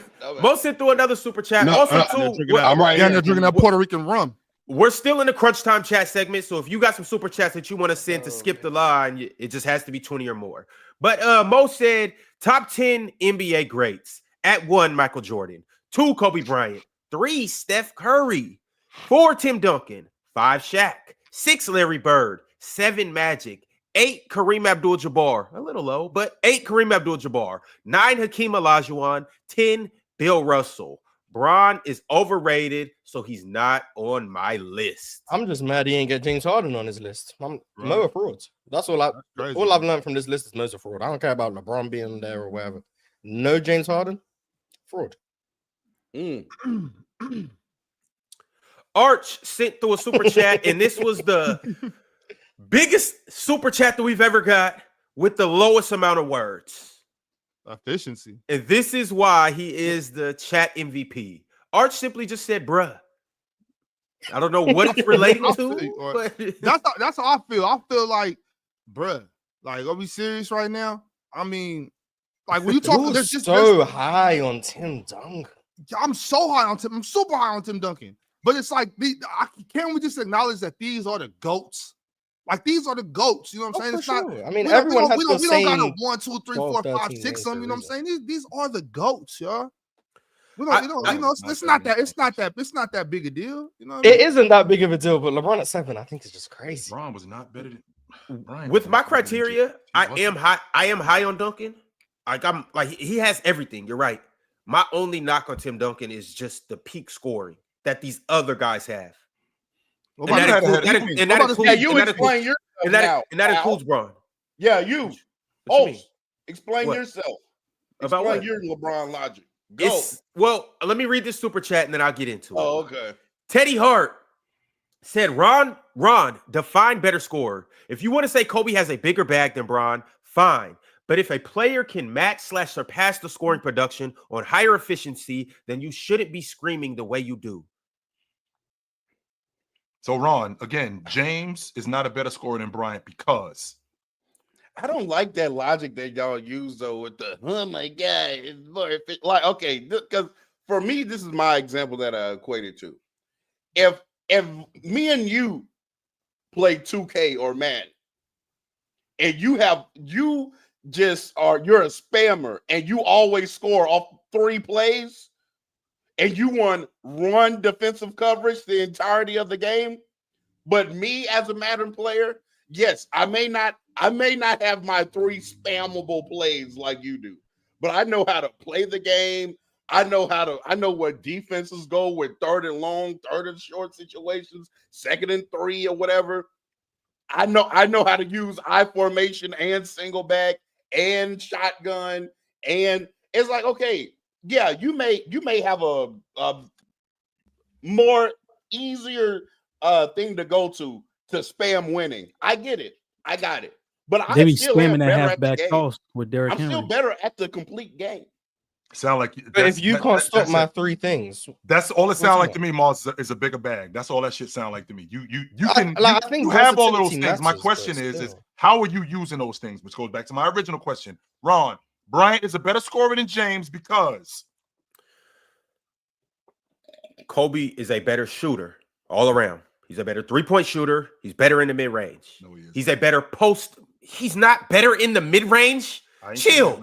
You said all around. You said all around. He's a better overall shooter, shooting the ball. You think right now the LeBron that we've seen shoot the three the last couple years, Kobe can shoot the three better than that? So LeBron has came and caught him in his latter years. What do you mean? That doesn't get that Bro, doesn't he got make 8 up years, bro. He got 8 years of shooting 35% or more at the long ball line. That doesn't make up for the other 16 years. It just doesn't. Around so long. I'm sorry, it doesn't. Like if you play for 20 years and in the last 5 years you pick up pick up shooting. It hasn't been the last 5 years. It's been over the course. It's been over the course of 22 years. He's got 8 years of shooting 35% or more at the long ball line. It's better than Bryant. Chill. LeBron's not a better three-point shooter than Kobe. It's no way you because can I said so isn't an answer, Ron. No, that's not the way that works. If I watch Kobe Bryant play, the shots that he shoots at the three-point line, he's just a better shooter than Kobe. He's a better scorer from the three-point range, whether that's just catching and shooting, whether that's one dribble pull-up shooting, whether that's shooting off a screen, whether that's ISO, James Harden mode, I'm stepping back on you. He's better, Chill. Okay, he just is. One, that was the game plan against James. Okay, we're gonna leave James open at the long ball line. Yeah. He became a long ball. He became a better long ball shooter. No, I can't believe this is the one you're trying to argue with me is three-point shooting. Well, you said overall Kobe is he's a better shooter than LeBron. I don't think Kobe's as good of a three-point shooter as you were saying. He's not. But here's also the thing too. And he's not better than James. I'm glad you said that. Here's also the thing too. Kobe did a lot of shot chucking. Be that as it may. When it was time for me to make a three-pointer, when it was time for me to get one, I got one. Bron, on the other hand, you can. Okay. Bron, on the other hand, what? I try to stay out of these Kobe conversations. In terms of go-ahead buckets, in terms of when you're playing drop coverage on him and you're leaving him open, because you're doing that on purpose, because you're defending the drive. So because you're defending the drive, he recognized that and started cracking the long ball more and started becoming more effective at the long ball line. In addition to him doing that, he saw the game going that way. When Curry and Damian Lillard and all of these guys started shooting the three. Well, I can't go downhill as much as I used to go downhill because this is where the game is going. So I got to expand my game to the three-point line. So if I don't expand my game, I'm going to be out of here. He did that. So with him expanding his game, he got better at pull-up threes. Not only did he get better at pull-up threes, he got even better at catch and shoot threes. I think, I ain't even talking about this season that just passed and last year. I'm talking about when he was with the Lakers earlier on. I'm talking about his later years in Cleveland. No, he still was a damn good long ball shooter. That's why I think 2018 LeBron's the best Bron ever, just because he was able to shoot better. That's to me when LeBron really developed his jumper and was like he was confident with it and he was letting it go and he was punishing defenses because of it. I get that. I also have to acknowledge that it was a whole different era when Kobe was shooting three-pointers. It was a whole different mindset. It was a whole different way it was played. It was completely different. And Kobe was just guarded different than LeBron. So defenses weren't just giving Kobe threes. Sure, he played with Shaq, so he got some open looks and things like that. But defenses weren't just conceding the three to Kobe Bryant. Now, once again, if I was to teleport Kobe into 2018 all the way up till now, when the game is wide open and I'm getting better looks and I'm more comfortable because that's the game plan, and it's just the game. I can just get them up now. I can just imagine Kobe just freely being able to run and just shoot logo threes. Chill, that's a different mindset. And a lot more bad shots because you just told me that he shot a lot of bad shots. So now we're getting into more.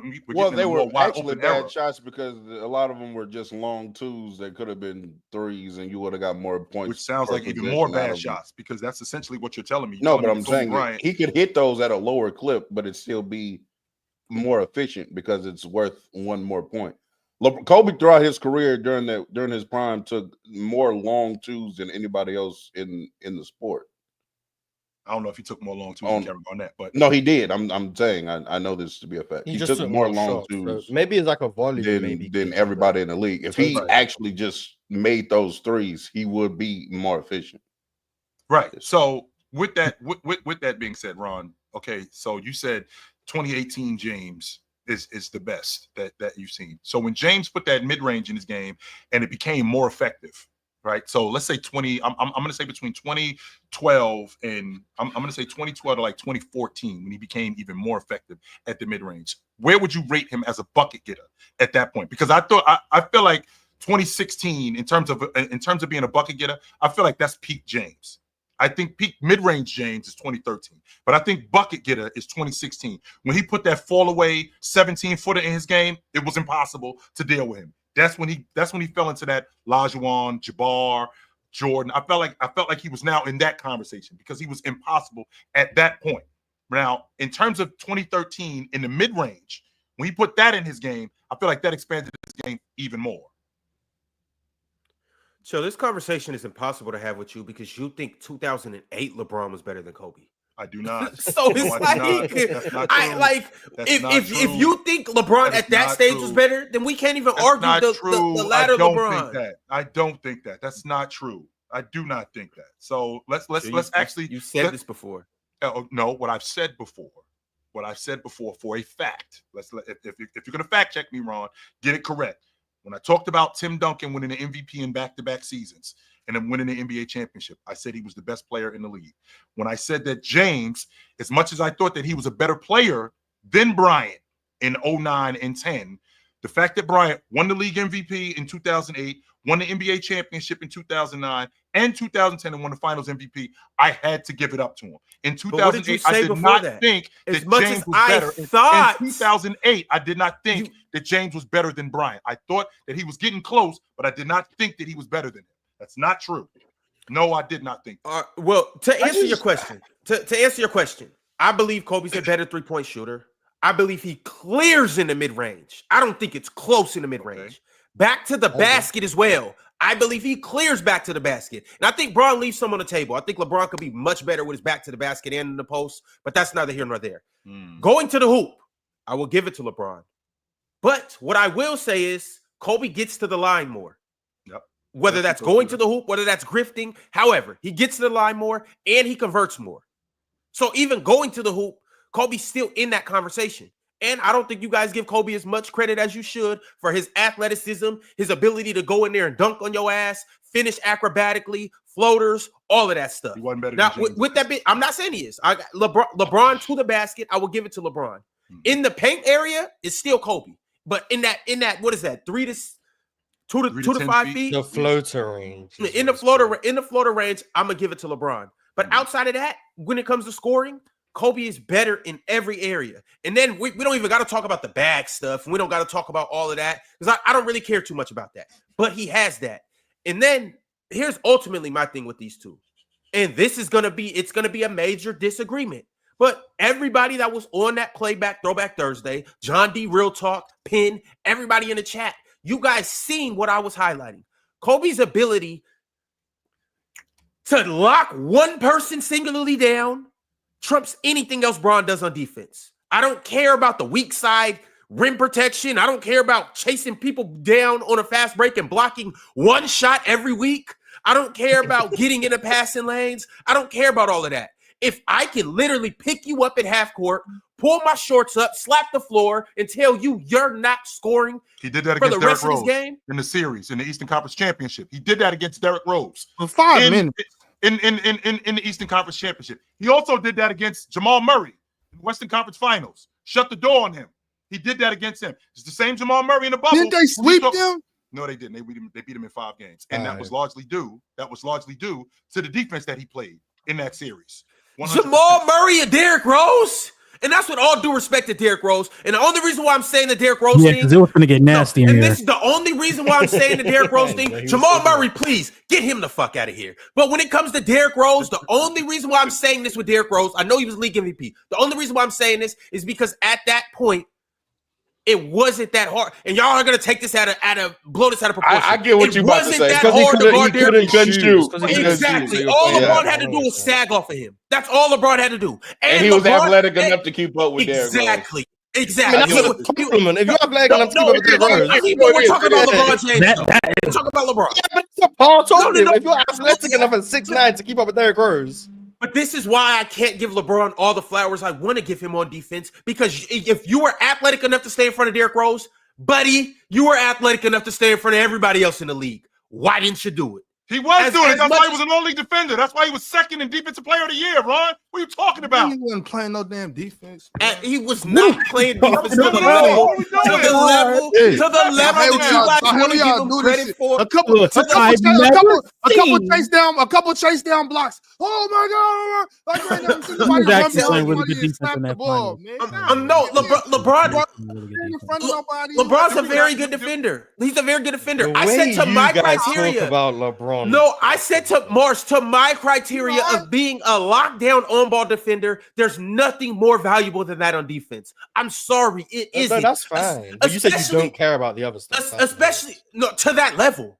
I'm saying, like, if LeBron James is playing against a hypothetical series, Carmelo Anthony in the finals, and Carmelo Anthony is scorching. He's scorching. He's giving everybody 30 up to that point. And if they meet each other in the finals and LeBron doesn't decide to score him or doesn't decide to guard him and Carmelo Anthony averages 37, we're going to talk shit about LeBron, correct? However, if he guards Carmelo, it's a 6-game series. He holds Carmelo under his averages. Carmelo only averages 23. He has one game where he went off. But other than that, LeBron locks him up. Then we're going to talk about LeBron James stopping this all-time great scorer. So Ron, what happened in the 09 series? And I don't want to argue against Kobe. I don't, but I mean, Melo was hooping. You can't pay me to do it. And I mean, Kobe did spend a lot of time with Wisconsin in that series, but he didn't spend a lot of time on Melo, who was cooking, by the way. I'm just want to let you know. The one thing about that real talk now, I think Kobe was a better defender than Bron, but I do agree that there was a lot of times where Kobe's defense got hyped too. Just like I think Bron's defense got hyped too. Just like I think Giannis's defense got hyped too. I think that when we talk about guarding Melo in particular, it makes more sense for Bron to be a better matchup than Melo. I agree. You know what I'm saying? Just size difference, strength, size and all that. Yeah, I'm not throwing nobody no bill because if you guarding somebody, that's your matchup. You know what I'm saying? Size or whatever. But I'm just putting that out there. Like there's a size difference between Kobe and them two. You know what I mean? Also, too, as Kobe got later in his career, like once it got to around 2009, he had Meta World Peace in Matt Barnes. So Kobe actually got in his Bron. And Bron got Shane Battier. Hey, go guard them niggas. Hey, I gotta play off. Shane Battier, I'll get them to guard. Wouldn't that make sense? Want that what? Wouldn't it make sense? Like if I'm the best offensive player and I have John D, it doesn't make sense.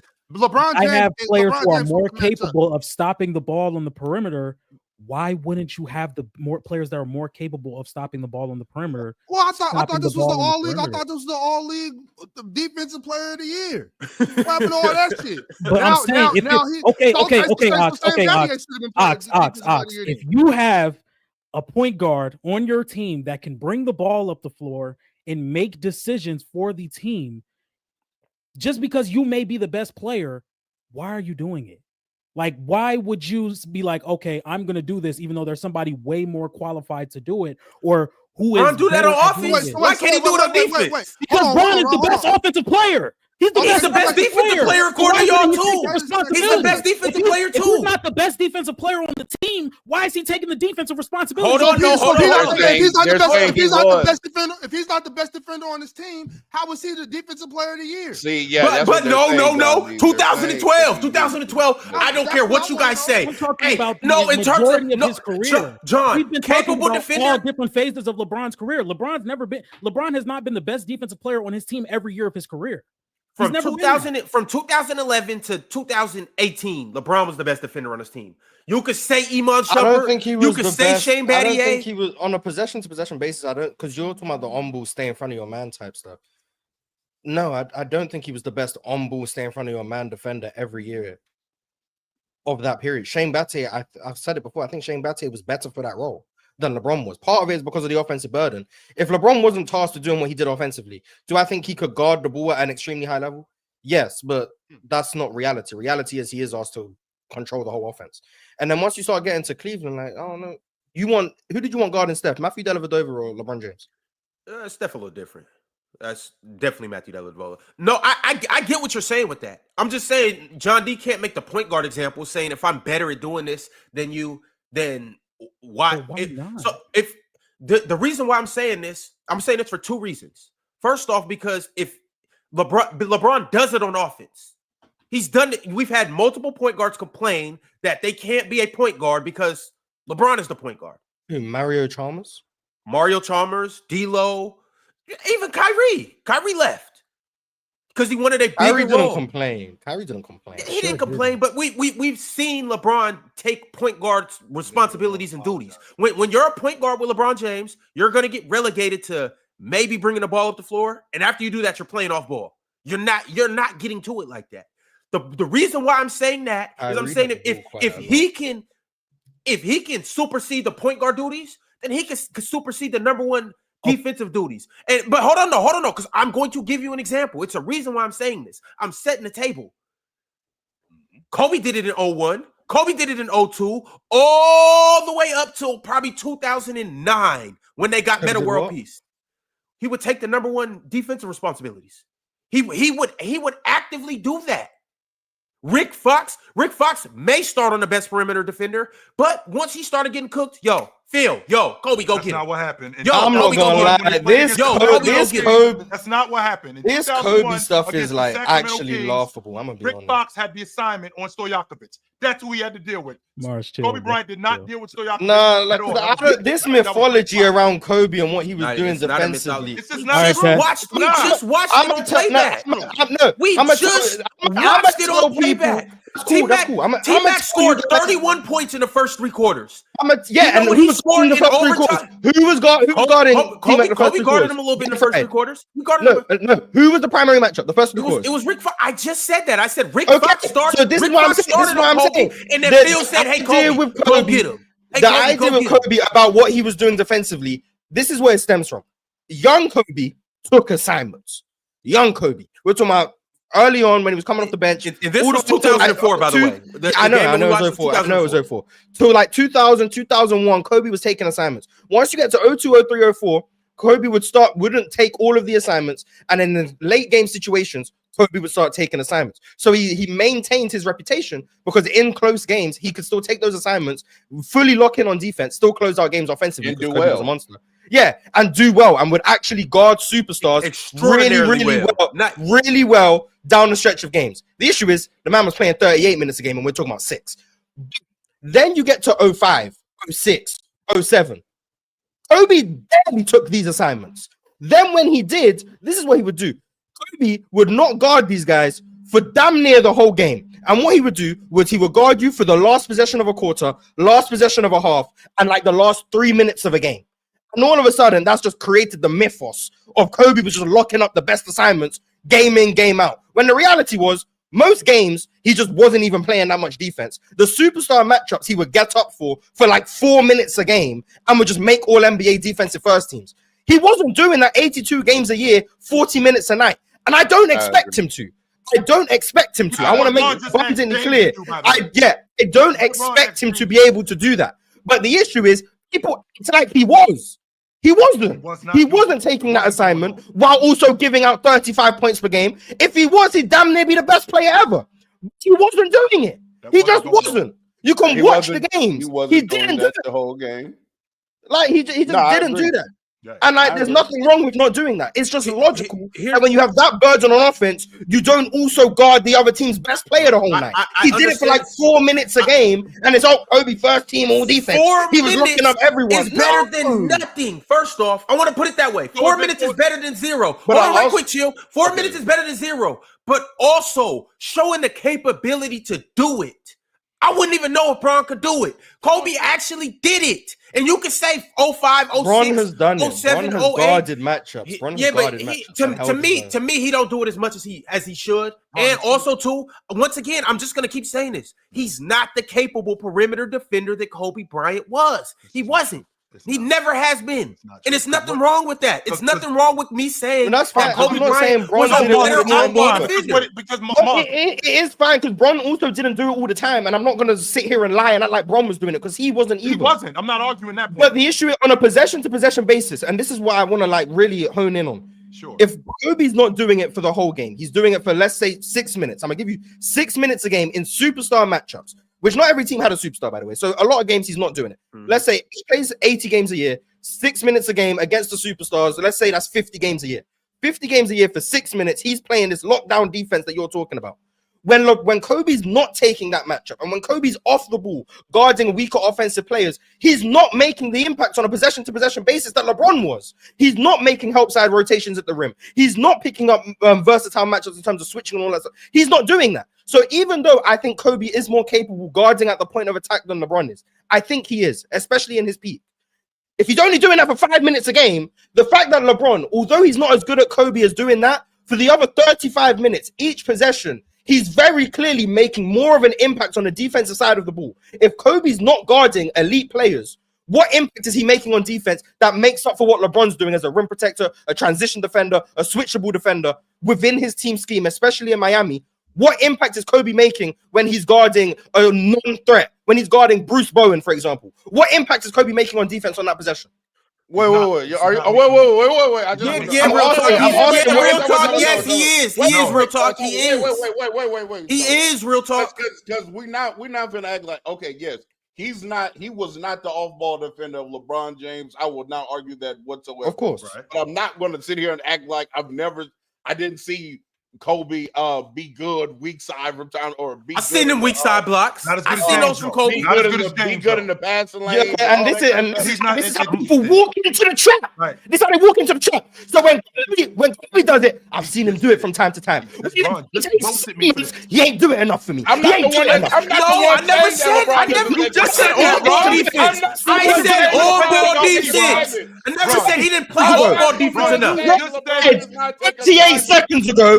I've seen Bron take assignments. He just ain't do it enough for me. When Kobe makes help side rotations, I've seen Kobe make help side rotations. That's two different things. What are you talking about? That's two different things. The same argument you just made. No, that is two completely different things. It's the same thing. No, it's not. I've seen Kobe take all ball assignments. I've seen Kobe. I need something to be clear from my point of view. I'm not the one saying Bron doesn't take assignments. I've never said that. Yeah, I'm talking to Ron. I disagree with Ron when he said that on the Throwback Thursday. I'm disagreeing with that now. I just want to make that clear. I know we have so many Throwback Thursdays. I would love for you guys to bring the games to me where, other than the Derrick Rose game, I would like for you guys to bring a game to me where LeBron just clamped somebody down, where he was sitting down on somebody, guarding full court, takes them out their game. A player averaging 30, all of a sudden I ran against LeBron, and all of a sudden tonight I only had 18 points. Please just show it to me. I'm asking for you guys to show it to me. I will give you this. You can dodge raindrops. You can dodge raindrops, my brother. I'm not gonna lie. Like I'm not trying. Hey, I'm from Seattle. I'm comfortable in the rain. Yeah, 100% he is. But you literally just said that to me, Ron. Not 5 minutes ago when we were talking about this. You said to me, "I seen you do it. Why can't your ass do it for 82 games?" That's what you said to me. One. So when Bryant is dealing with Dwayne Wade full court, when you see him checking up on Dwayne Wade full court. For the record, Ron, he ain't doing that all game. Let's be clear about that. And LeBron's not doing it at all. That's just not. What? He's not. That's just LeBron not picking. See, and this is also picking up full court. Yeah, that's not. If you go back and watch, and this is to an extent, the early Kobe that people do attribute to being an elite defensive player, like he picked up full regularly.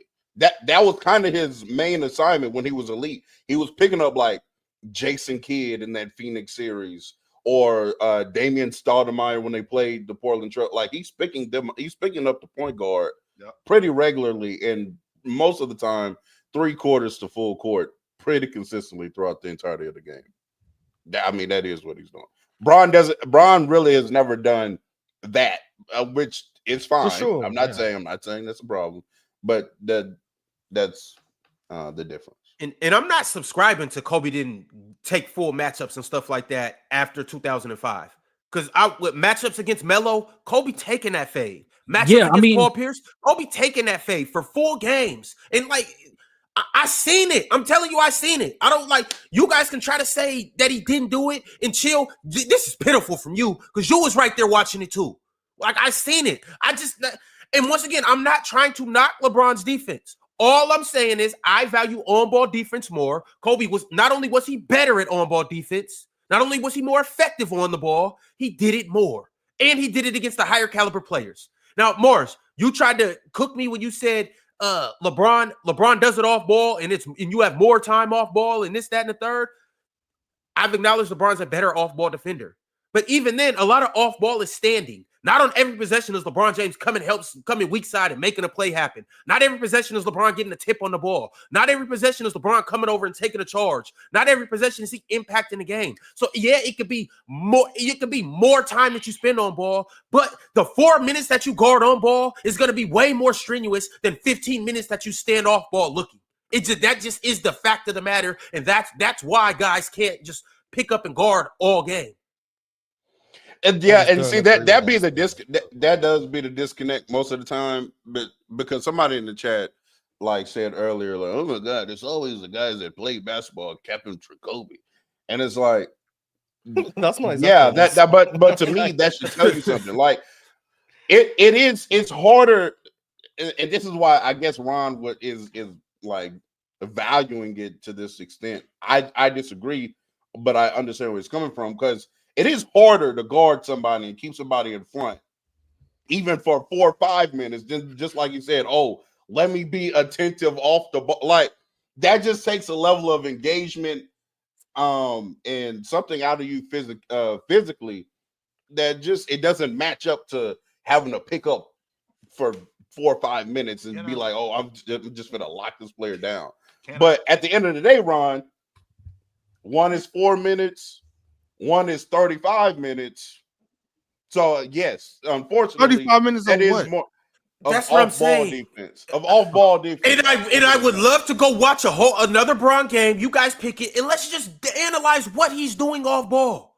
I'll find it. I would like to analyze. John D, I'm not trying to talk shit. I would just like to go analyze it because maybe What years of Bron are you talking about?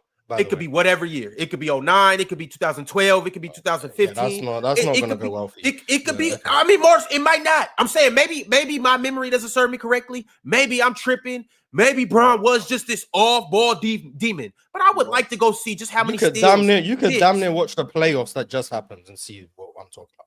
But like, okay. Also, not to mention like, I want to say a few years. I'm not going to give a time frame. LeBron was also just switching everything. That's what I'm like next. Very capable within that. No, for sure. Which means there's a screen that means he is guarding a point guard, and then there's another screen now he's on the power forward.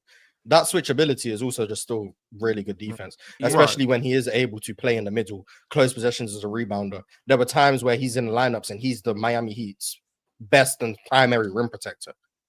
That utility is something that Kobe just didn't provide. And when I asked earlier what was Kobe doing off ball to make up that impact, that wasn't me saying Kobe did nothing off the ball. I'm comparing it to LeBron James. Kobe was not making the off-ball defensive impact for large parts of his prime as a player that LeBron James was making. That was the point I was making. I wasn't saying Kobe was just doing nothing before that gets misinterpreted. But Bron from 09 to 2013 in particular, I think that was probably his defensive peak, was making a huge impact defensively on a possession-to-possession basis, especially in my opinion, 09 to 2013. That would be the best years of peak LeBron's defense. If I had to rank them, I don't know, 2012, 09, 2013, 2010, 2011, probably. That would probably be the order. I don't know.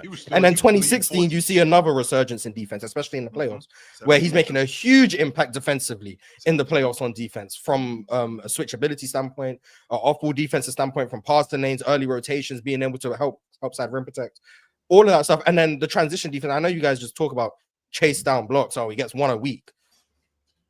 Being an elite transition defender doesn't mean you're going to get 5 transition stops a game. That's borderline impossible.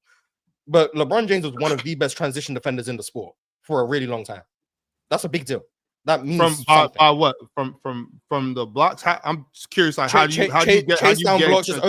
His overall speed and able to get back and also just get back in front of the ball. His ability to guard 2-on-1 situations was really good at that time. Was he the best transition defender I've ever seen? No. I'll probably say Giannis at this point. But he's up there. Draymond is also up there, amazing transition defender. But he might be the best transition defender ever. As far as a transition defender, if you got 3 things, right? Like let's say Danny Green was a good one for a guard. So let's say for a transition defender, let's say for the most part you got 3 options. Obviously, the first option, the most important thing is stopping the ball. So let's say like what's more important or what's better for a defender? You being able to stop the ball and just stop the transition, kind of break it down or slow the transition, or your ability to be in the 2-on-1 situation where I can dig here, go here, make a play. I don't necessarily have to stop the layup, but if I'm 2-on-1, if I can slow it down or defend the transition, I did a good job. You know what I'm saying? I can get scored on. I can get scored on in a 2-on-1 situation and still play good transition defense. Yep. You know what I'm saying? So is it that him being able to guard 1-on-2, 1-on-3, slow it down, stop the ball, or is it just the transition blocks? You know what I'm saying? What makes you more of a transition defender? Well, being able to stop the ball and then obviously slow down the transition would rely on more than just your ability, because if you're stopping the ball, but it's a 2-on-1, they can still just make the pass. It's like, it's a 2-on-1 situation. You can't just stop the ball and stop a transition. But if it's 1-on-1, yeah, stopping the ball. I think what's more valuable, the most valuable thing I think you can do in transition defense is force a turnover. I think that's the most valuable thing you can do. Then it would be, I think, just being able to play in a numbers disadvantage, because most transition opportunities are with a numbers disadvantage. So if you're able to play 1-on-2, 2-on-3, whatever the case may be, and take away the most valuable shot, which is a shot at the rim, if you're able to force a mid-range pull-up in transition in a 2-on-1 situation, I think you've done a good job, make or miss. If you're able to force them to take a 3-on-1 situation and they shoot a 3, you've done your job. That's good transition defense. That's why Wemby, I think, is a good transition defender. And then it would be just being able to, well, it's not then get in front of the ball. I think that's step 1 of transition, get in front of the ball and make sure that the person with the ball isn't able to score. But you have to be able to do that without also giving up the pass and giving up a wide open dunk behind you or whatever. And I think that's what LeBron really did well. And then when he's behind the play, trailing the play, that's where he can do things that no one else really has been able to do with the same level of consistency. And that's just like the cherry on top, I think. When you're able to make game-saving plays, game-breaking plays like chase down blocks, because that's meant to be a breakaway layup. That's just meant to be 2 points. Anytime you're able to erase 2 points off the boards, no matter how irregular it is, that's value that not many people can replicate. Even if it is once every 10 games, once every 5 games, whatever the case, that's meant to be a 100% guaranteed 2 points. You've taken that off the board 1 in every 5 games. That's valuable.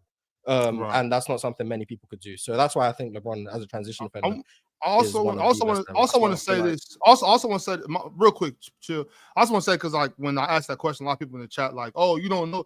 I understand very well what transition defense is. I just think it's good sometimes to ask those type of questions so that we don't just talk past something. So that somebody like Mars, Real Talk, John D, Ron, Chill, somebody has the opportunity to break it down, because everybody that's watching doesn't know.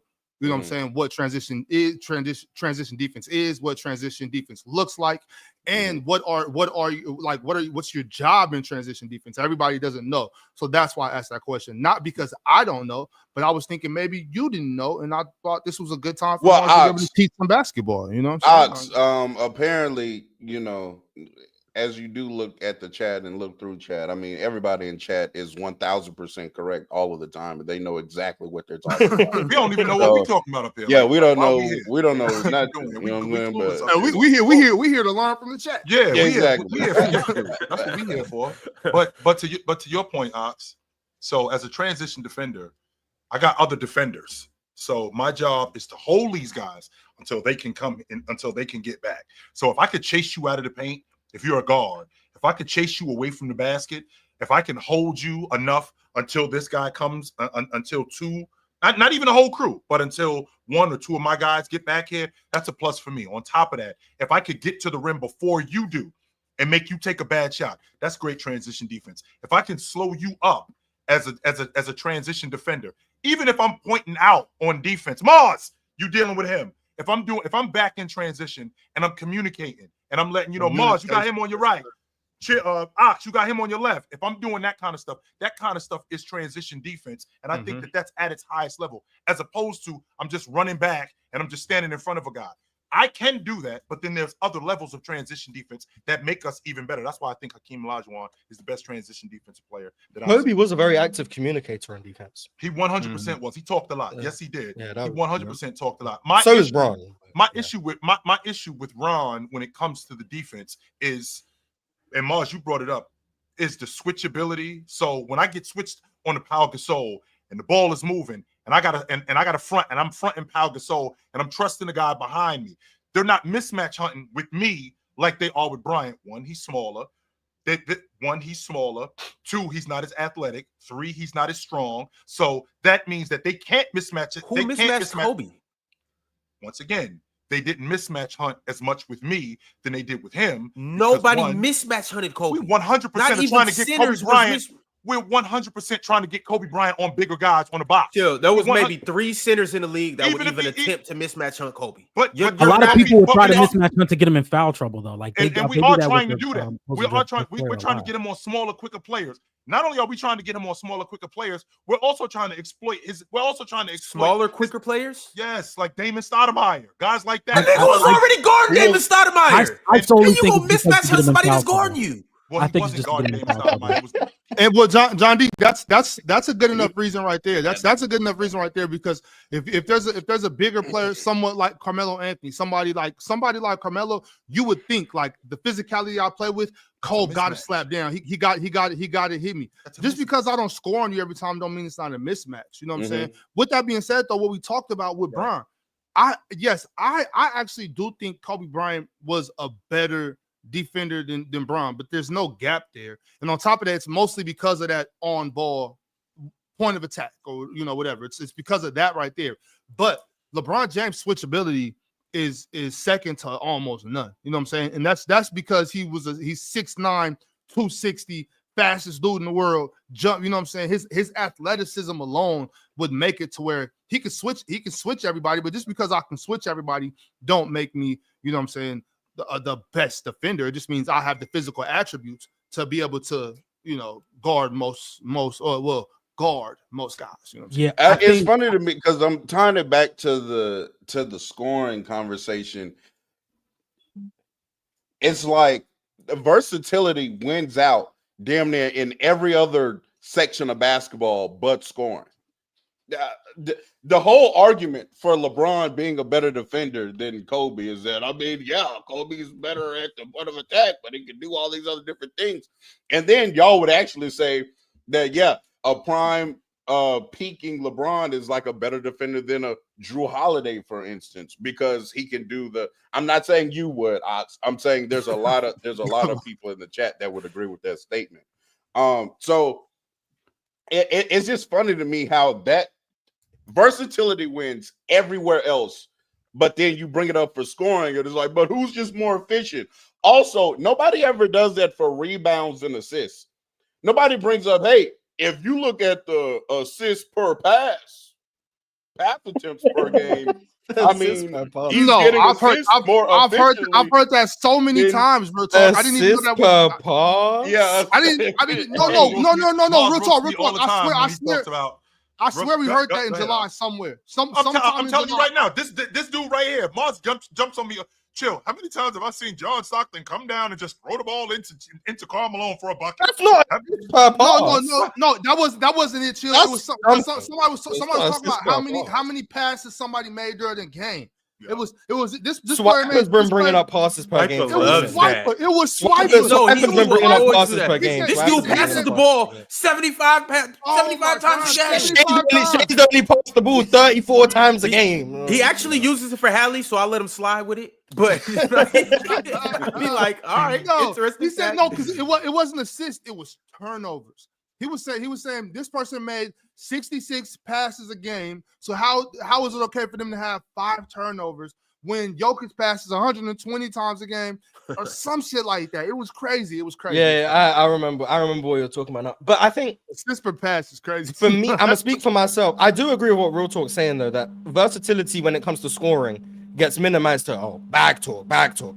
As if, first of all, having a bag is not a bad thing, just for one. Right. And then when it's defense, it's, this guy's switchable. He's more versatile. He's the better defender than Rudy Gobert because he can switch. The same logic has to translate, in my opinion. For me, it's always just been about impact. So, like, I think Rudy Gobert is a better defender than Bam, even though Bam is more switchable. But if you're following the logic of this guy is more versatile, therefore I value his skill set more, and then not applying that to scoring, that does kind of confuse me. But I also think, and I'm not saying Real Talk does this, I think LeBron's scoring versatility is just underrated at this point. I agree. Very underrated. I don't know. I just feel like a lot of what people say LeBron doesn't do or isn't good at just isn't true at this point. Like he does all of it.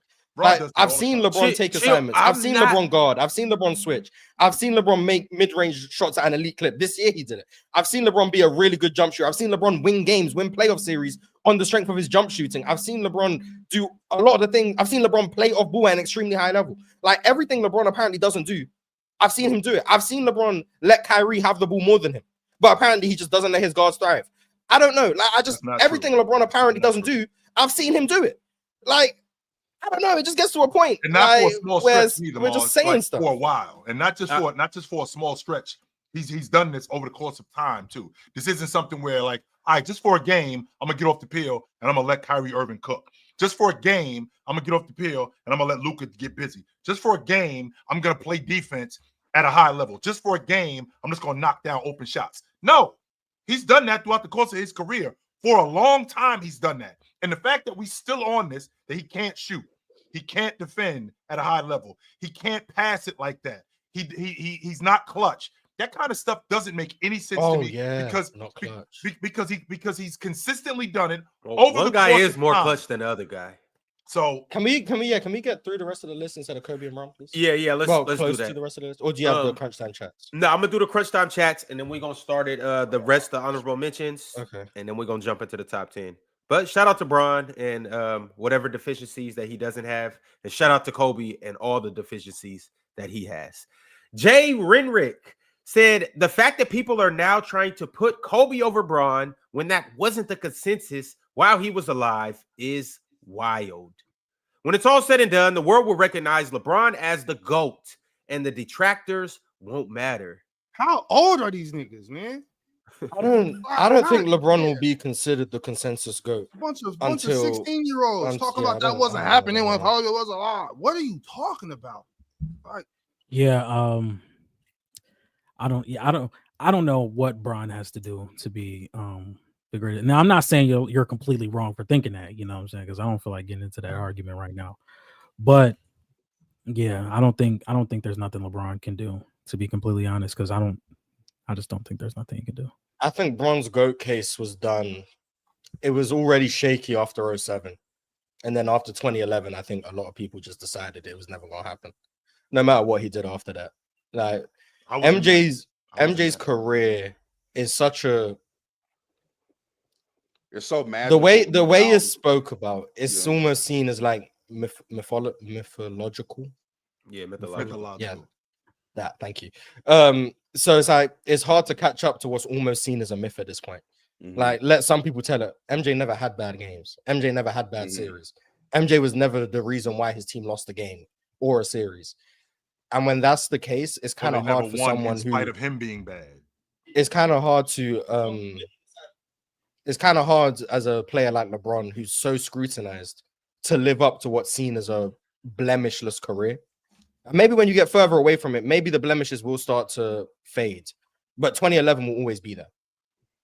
And no matter how much time passes, 2011 will be brought up.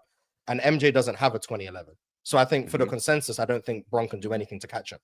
And that's not whether or not I agree with it or whatever. But I just think it's going to be tough based on how a lot of these conversations go and how they devolve. But I think he will be consensus number 2, though. I think that will happen, if not already. Teddy Hart. Real quick, Ron. What's up? Just want to make this very clear because I keep hearing this dumb shit about, people just start putting love on Kobe's name after he passed away and all that. And that's just not true. That's so they had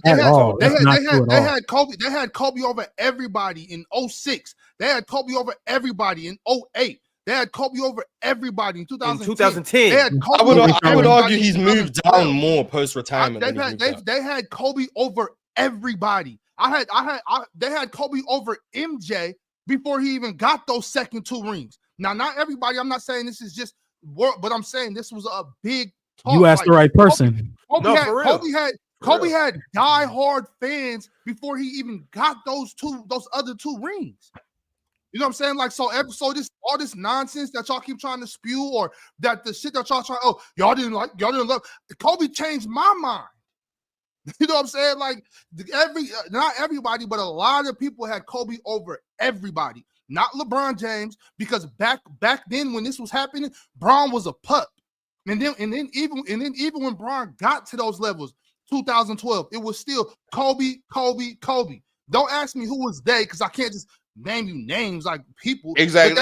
That'd be so disingenuous. And Yeah, they be what is but and then exactly. And then like I mean, I can. That shit is dumb. Mark That shit is Jackson dumb. is Like, one it's who I dumb. vividly remember saying that Kobe. it was in second to 06. It Mike. was in 06 after Yeah, he scored like, he might 81. be They better had than Mark Mike, Jackson yeah, on ESPN, and he was like, he will go down as better than Michael Jordan, and he's already a better shooter. And I that think was Stan Van happening. Gundy has said That things was happening. to a similar effect. I think Stan Van Gundy said things to a Yes, similar effect. I think Phil Jackson is on record saying that Kobe's more skilled than Mike. And then we got Um, goofballs in the chat. Ox, you said you didn't like Kobe. You literally said it after he died. No, I said that I had to come off of that. I hated number 8. I hated number 8 with And why did you hate number 8? Because he used to do us dirty. I hated number 8 with a passion. I didn't hate number 8 because I thought he wasn't good. I wasn't like, oh man, that nigga sucks. I hated Kobe because he used to come to Arco Arena and shut that shit down. You know what I'm saying? Come on, John D. Come on, bro. But then I had to respect Kobe Bryant. So I was never a Kobe fan. I just had to respect Kobe Bryant and respect the basketball player he was. And that was long before his untimely demise. You know what I'm saying? That was long before Kobe passed away. I was never a Kobe Bryant fan, but I used to hate Kobe Bryant because of how good he was. You know what I'm saying? And that's fine. But that's the thing. That's the thing about me, Chill. A lot of these people, like when the Kawhi Leonard, Scottie Pippen thing, they was in the chat talking about, oh, Ox, how you gonna go? Yeah, I'm a fan of Kawhi Leonard, but that don't mean I gotta take him over this person. I might not. For instance, Luka Doncic. I don't like Luka Doncic the way he played, but I still admit that he's a great basketball player. See, y'all can only give credit to people that you're fans of. You know what I'm saying? I just think that's weird, bro. I think in this game of basketball, you can respect good basketball players. And this is the last thing I'm gonna say on Kobe, and then we can leave it alone. I just seen with my own 2 eyes, Kobe reached scoring heights that I'd never seen nobody else do. It might have happened in the 80s, it might have happened in the 90s. I mean, obviously it did with Jordan. But I seen Kobe do things 60, 50, 60, 65, 50. Like Kobe went a month where he was averaging like 40 something. 40. Uh-huh. Yeah, like I just he has 3 different months averaging 40. Yeah. James Harden. And you be hating on him. 4 straight 50-point games. Yeah. I don't think James Harden did that. No, he hasn't. No. Well, yeah, probably. Yeah, but that's really the thing. Just as a scorer, Kobe was just that. Bill Russell had 4 straight 15-point games once. I think. All right, y'all. Jay got game sent through a super chat and said, "Game, set, match. ... Mars." Laughing emoji. I'm gonna be called a Mac and Kobe hater after today. That's you might be called a Bron hater too if that one clip get clipped. Okay. No, remember when you and Chill were going back and forth? You said some things. It just depends on what time they turn on the episode. But Teddy Hart said, "Easy fix. Select a random mid to late 2000s year and pick a random game of the Lakers versus any team with a wing superstar. And let's see on Throwback Thursday if Kobe is defending like y'all claim. I got 4 game plugs." We can you can find them. You muted, Ox. Just so you guys know that Reg, Kobe hey, hold on for a second. Hey, Reg, during the height of Kobe Bryant, what was your nickname for him? Say 23. One more time. One more time for the people in the back because they couldn't hear you. What did you used to call him? Say 23. All right, Reg, I'll call you back. He not calling. That's another so old so what you've just proven is that it's you're just in a band, a gang of Kobe haters. This is the kind of shit that I was listening to when I was when we was coming. Well, I didn't even. He called him what 23? Fake 23. That's what they used to call. That's what I was listening to when I was coming up. That rubs off on you, huh? Yeah. Them Chrysler 300s is bad though. Yeah. Mm-hmm. Man, Kobe ain't no Chrysler 300. Yeah, Yeah, hey, Ox, chill. Chill, Ox. you could have said Bentley at 'Cause I had least. just put it Well, together. no, I'm like, yo, Chrysler bro. 300s are supposed to be fake Bentleys. Yeah, bro. And I wasn't Hey. saying that. That was the people around me. That's how they saw it. No, Kobe definitely had a wasn't- lot of haters. I wasn't That's for saying sure. that. That's why I wanted to get him on the phone so you guys can know that wasn't me who said that. That was these guys that was saying that. I actually He's Big one of the 23 is most fine. polarizing players. I ever. actually dug Bryant. And again, I was in the Staples Center. I was around all of that stuff, and he was. But that's the kind of stuff I was listening to. Fake 23. That's kind of love though. Like to Mhm. be, you know what I'm saying, to get put in that, you know what I'm saying, that category with Jordan. Yes, sir. Mhm. Yo, and I just found what I was looking for. So obviously during this era, teams were only scoring like 95. Not in the 90s, really. Teams weren't really breaking 100. Mhm. Kobe, like in 2000, when Kobe averaged 35, he averaged 37% of their points. But this wasn't just the 07 thing. He was doing this all through the 2000s. In 2003, he went on a 9-game stretch. This is with Shaq, prime Shaq still. 46, 42, 51, 44, 40, 52, 40, 40, 41. And then fast forward to 2007. This is the stretch I was talking about. And this is the year after he scored 81. This is What the year was that after. one you just did, Ron? That was 2003. Okay. And then obviously in 2006, he had the 81-point game. He averaged 42 points in the month of April, averaged 43 points in the month of January, had a game where he had 62 points in 32 minutes, but had 55 and a half, had 4 straight 40-point games. But this is the stretch I specifically wanted to talk about. It was 4 games in a row. 4 games in a row.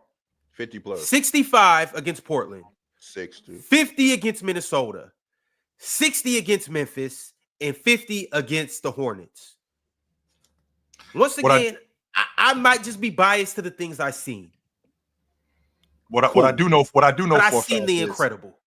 what I do know for a fact is Mars telling me that Bill Russell had 15 games in a row, and I'm looking at it, and I see 23 and 28, 21 and 28, 26 and 23, 28 and 24, 24 and 27, 21 and 31, 25 and 24, 31 and 24. And then we go to games in a row. You hear that 30? You hear that 30? And then we go to games in a row where 20 and 17, 23 and 29, 21 and 25, 24 and 28, 24 and 19, 22 and 20, 22 and 28.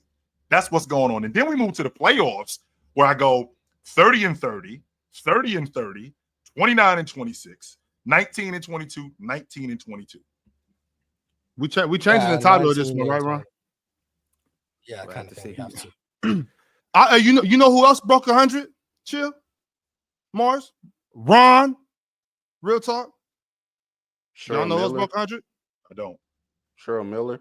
Oh, not a player, a team. Oh, a team. Led by the best basketball player in the world last night, No. Asia Wilson, and the Las Vegas Aces. But that's okay. Go ahead. MVP. Go ahead. Let's stay on track. Let's stay on track. Teddy Hart said, real talk. In my opinion, versatility matters more on defense than offense because there's infinite ways to disrupt a defensive possession. But on offense, regardless of the method, the goal always comes down to one thing: put the ball in the hoop by any means. But you have to be able to counter the defense.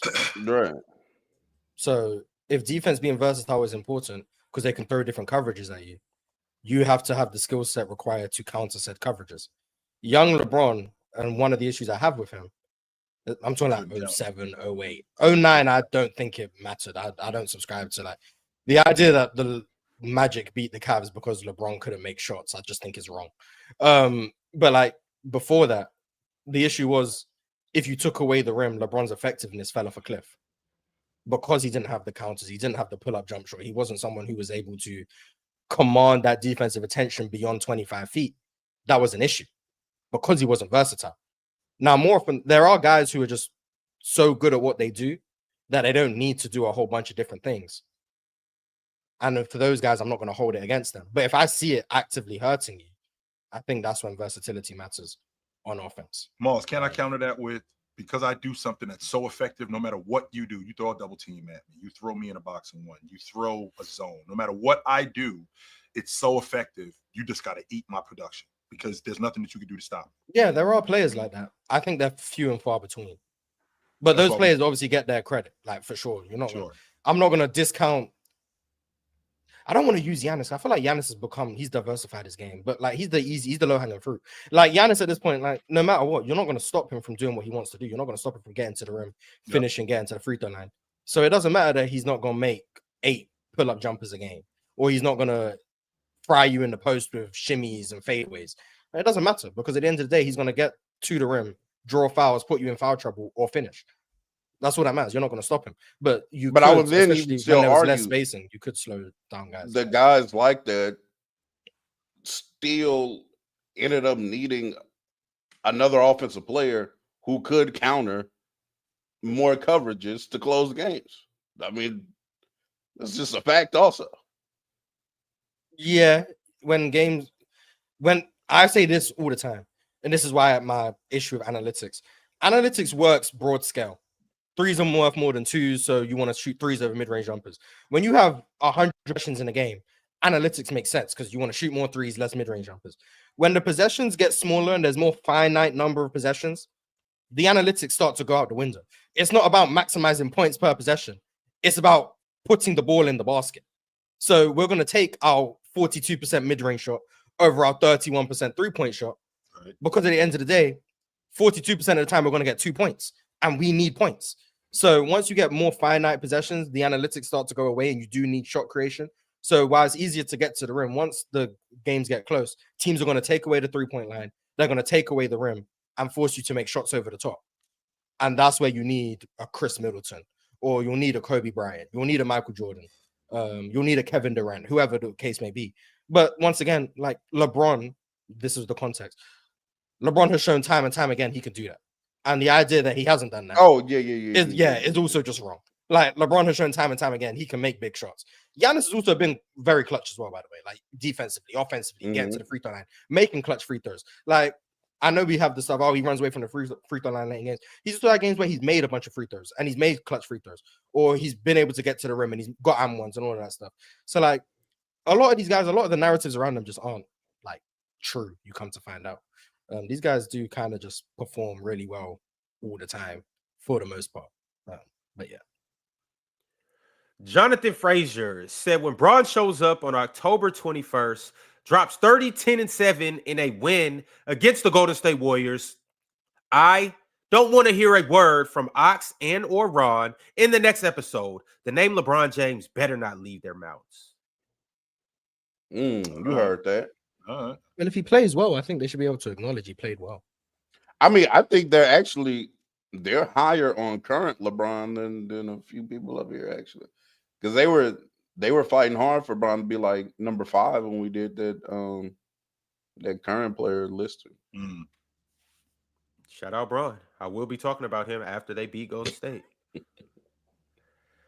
Huncho said there's interviews of players saying how LeBron blows up plays before they even happen. Because Braun is tasked with so much on offense, he has to preserve energy and just be the brain a lot on defense. There's a lot of players I think you could say that for. I agree. I do think it gets overplayed with Braun. I just think there's not many years of Braun's prime. I deem his prime being like, I mean, his prime is so long. Peak Braun, but like peak / prime, because it's like 09 to like 2020. So you get what I'm saying? So like prime. Yeah. There's not many years where LeBron was just a negative on defense. The only year I would say is maybe like 2018. But like every other year, I think he was 19. He was horrible defensively. Oh yeah, but like 19 is kind of. But he got hurt early. Was hurt. So yeah, but 18 and 19. But like 2020, he was very clearly just elite on defense. 17, I think he was good. 16, I think he was elite. 15, I still think he was good, even though it wasn't a good Bron year overall. But defensively, I still think he was fine. 14, I think he was good. 13, I think he was elite. 12, I think he was elite. 11, I think he was elite. 10, I think he was elite. 09, I think he was elite. Like LeBron has been a really good defender for a really long time, but he only has like 6 all defensive teams or 5. So it's like, oh, LeBron's only played defense for a third of his career. But I don't think that's true. It's I not think true at he's all. been a really good defender for more than half of his career. So John D, So- when you had so we got, I don't know in no particular, we got James, Jordan. Who was third? My third was Kareem. Jabbar. Who was four? I had Shaq there. Shaq at number 4. Who was 5? I had Kobe there. Brian at 5. Who was 6? My 6. Who was my 6? I think it was Russell. I think Bill it was Russell at 6. Who was This 7? was Bill Russell. My 7th was Hakeem. Olajuwon at 7, and then at 8, Duncan. Duncan at 8, and at 9, KD. KD at 9, and then at 10, Steph. and Curry at 10. Wow. And Mars, I don't, all this time we've talked about this top 10, Mars, I did not know what your top 10 was until I saw the show. Neither did I. I did not. I've know never came up with a top 10 until. Yeah, I did not know what your top 10 was. And to your point, I think it's become ludicrous now to say what we say about James not being able to do stuff when we've consistently seen him do it. So that's just not fair. Like, we got to stop saying that, right? We have to. I came up with the idea with Bill Russell when I talked about Jordan, off the strength that if you got the best scorer in the game and you got the best and I got the best guy who stops you from scoring, plus we winning off the strength of that, I think that has to matter. Who do you have after 5, Mars? At 5, I have Shaq at 5. Shaq at 5. Who's at 6? Kobe. Brian at 6. Steph at 7. Curry at Duncan 7. at 8. Duncan at 8. KD at 9. Larry Bird at 10. So Olajuwon's out. Yeah. No Olajuwon. What and what don't you like about it? Is it the longevity? Man. I spoke about it with Real Talk yesterday. I just think my issue with Hakeem and Wilt, both of them, is the same issue. I just think at their peaks, what they did was immeasurable, and I think they were probably top 5 peaks ever, both of them. Sure. I just think the issues I have with Hakeem offensively outside of his peak years was too much for me to overlook when it came to the guy I directly compared him to was Tim Duncan. I think Hakeem peaked higher on offense and defense than Tim Duncan did. But I think the level Tim Duncan played at offensively was more consistent, especially towards lending to winning basketball, than Hakeem was. And I think, especially once you start getting past the prime years, Hakeem's being a black hole on offense just was problematic to me. I compared him to Patrick Ewing. And what I mean by that is he was an amazing isolation scorer who wasn't the greatest off the ball besides the offensive rebounding, and then wouldn't pass the ball. So he wasn't exactly leveraging his scoring ability into making shots easier for his teammates, apart from like 4 years of his career from 93 to 96. And in those years, very high on his offense. But the years outside of that, I wasn't. But then I struggled battling with how do I view his defense if I think he's the second best defender ever, even better than Tim Duncan. Do I value that to put him above the likes of Larry Bird and Kevin Durant, who I think are just very clearly better offensive players, who still provided defensive value, both in their own sense? And then I just ended up erring on the side of I value longevity and offensive production slightly more in that regards, comparing Hakeem to them. And the biggest reason was because a lot of Hakeem's prime was in the 80s. And the 80s, I do think the offense did outweigh the defense. So he wasn't making up for that value in a way that Magic did because of his offense or Birds, because of his offense or Michael Jordan. But if Hakeem peaked later, if Hakeem's career was like the 90s into the 2000s, I probably would have had him top 10 because I think the defense became more valuable as time went on. So I think it was just a product of his era. I think his offense held him back more than his defense. With that peak Olajuwon, so that peak Olajuwon we saw, I think it's 93 to 95, that peak Olajuwon. If we saw the transition from, let's say 88 to 94, would that have swayed you? Because he was awesome during that time, Miles. So if he was that level of offensive player all of those years, from the peak that we're talking about, the 93 to 95, he would have been in my top 10. He would have been sort of transition from 88, 89 to like he might have been 95. 6. He might have been 6 for me. If he had that level of longevity at that level of offensive and defensive level, he might have been 6. I said it yesterday. 7 through 12 or 13 for me was just impossible to. Really 6 to like 12 to 13 was like impossible for me to really nail down. My top 5 I was comfortable. Bill, LeBron, MJ, Kareem, and Shaq. Sure. But 6 through the rest of the list, I didn't know. I'm not sold either way. I think Hakeem, looking back on it, I probably should have Hakeem at 9 and have moved Bird off, KD at 10, Hakeem right behind Duncan just because he was that good defensively. But I'll Why stand Shaq- on the list. Why Shaq over Chamberlain? Oh, I just think Is it the winning? no, not really. I think it's offensively, I'm higher on Shaq than I am Wilt. You're higher on Wilt. I know you are. I am. My issue with Wilt has been about I don't think he did the right things to impact his team as much as he did the right things to impact himself. And sometimes that helped the team, but sometimes I don't think it was helping the team to the same degree as Shaq. I think Shaq was just someone who, the moment he entered the league, he made you one of the best offenses in the NBA because of his gravity, because how he leveraged that gravity, and because of how he imposed himself physically.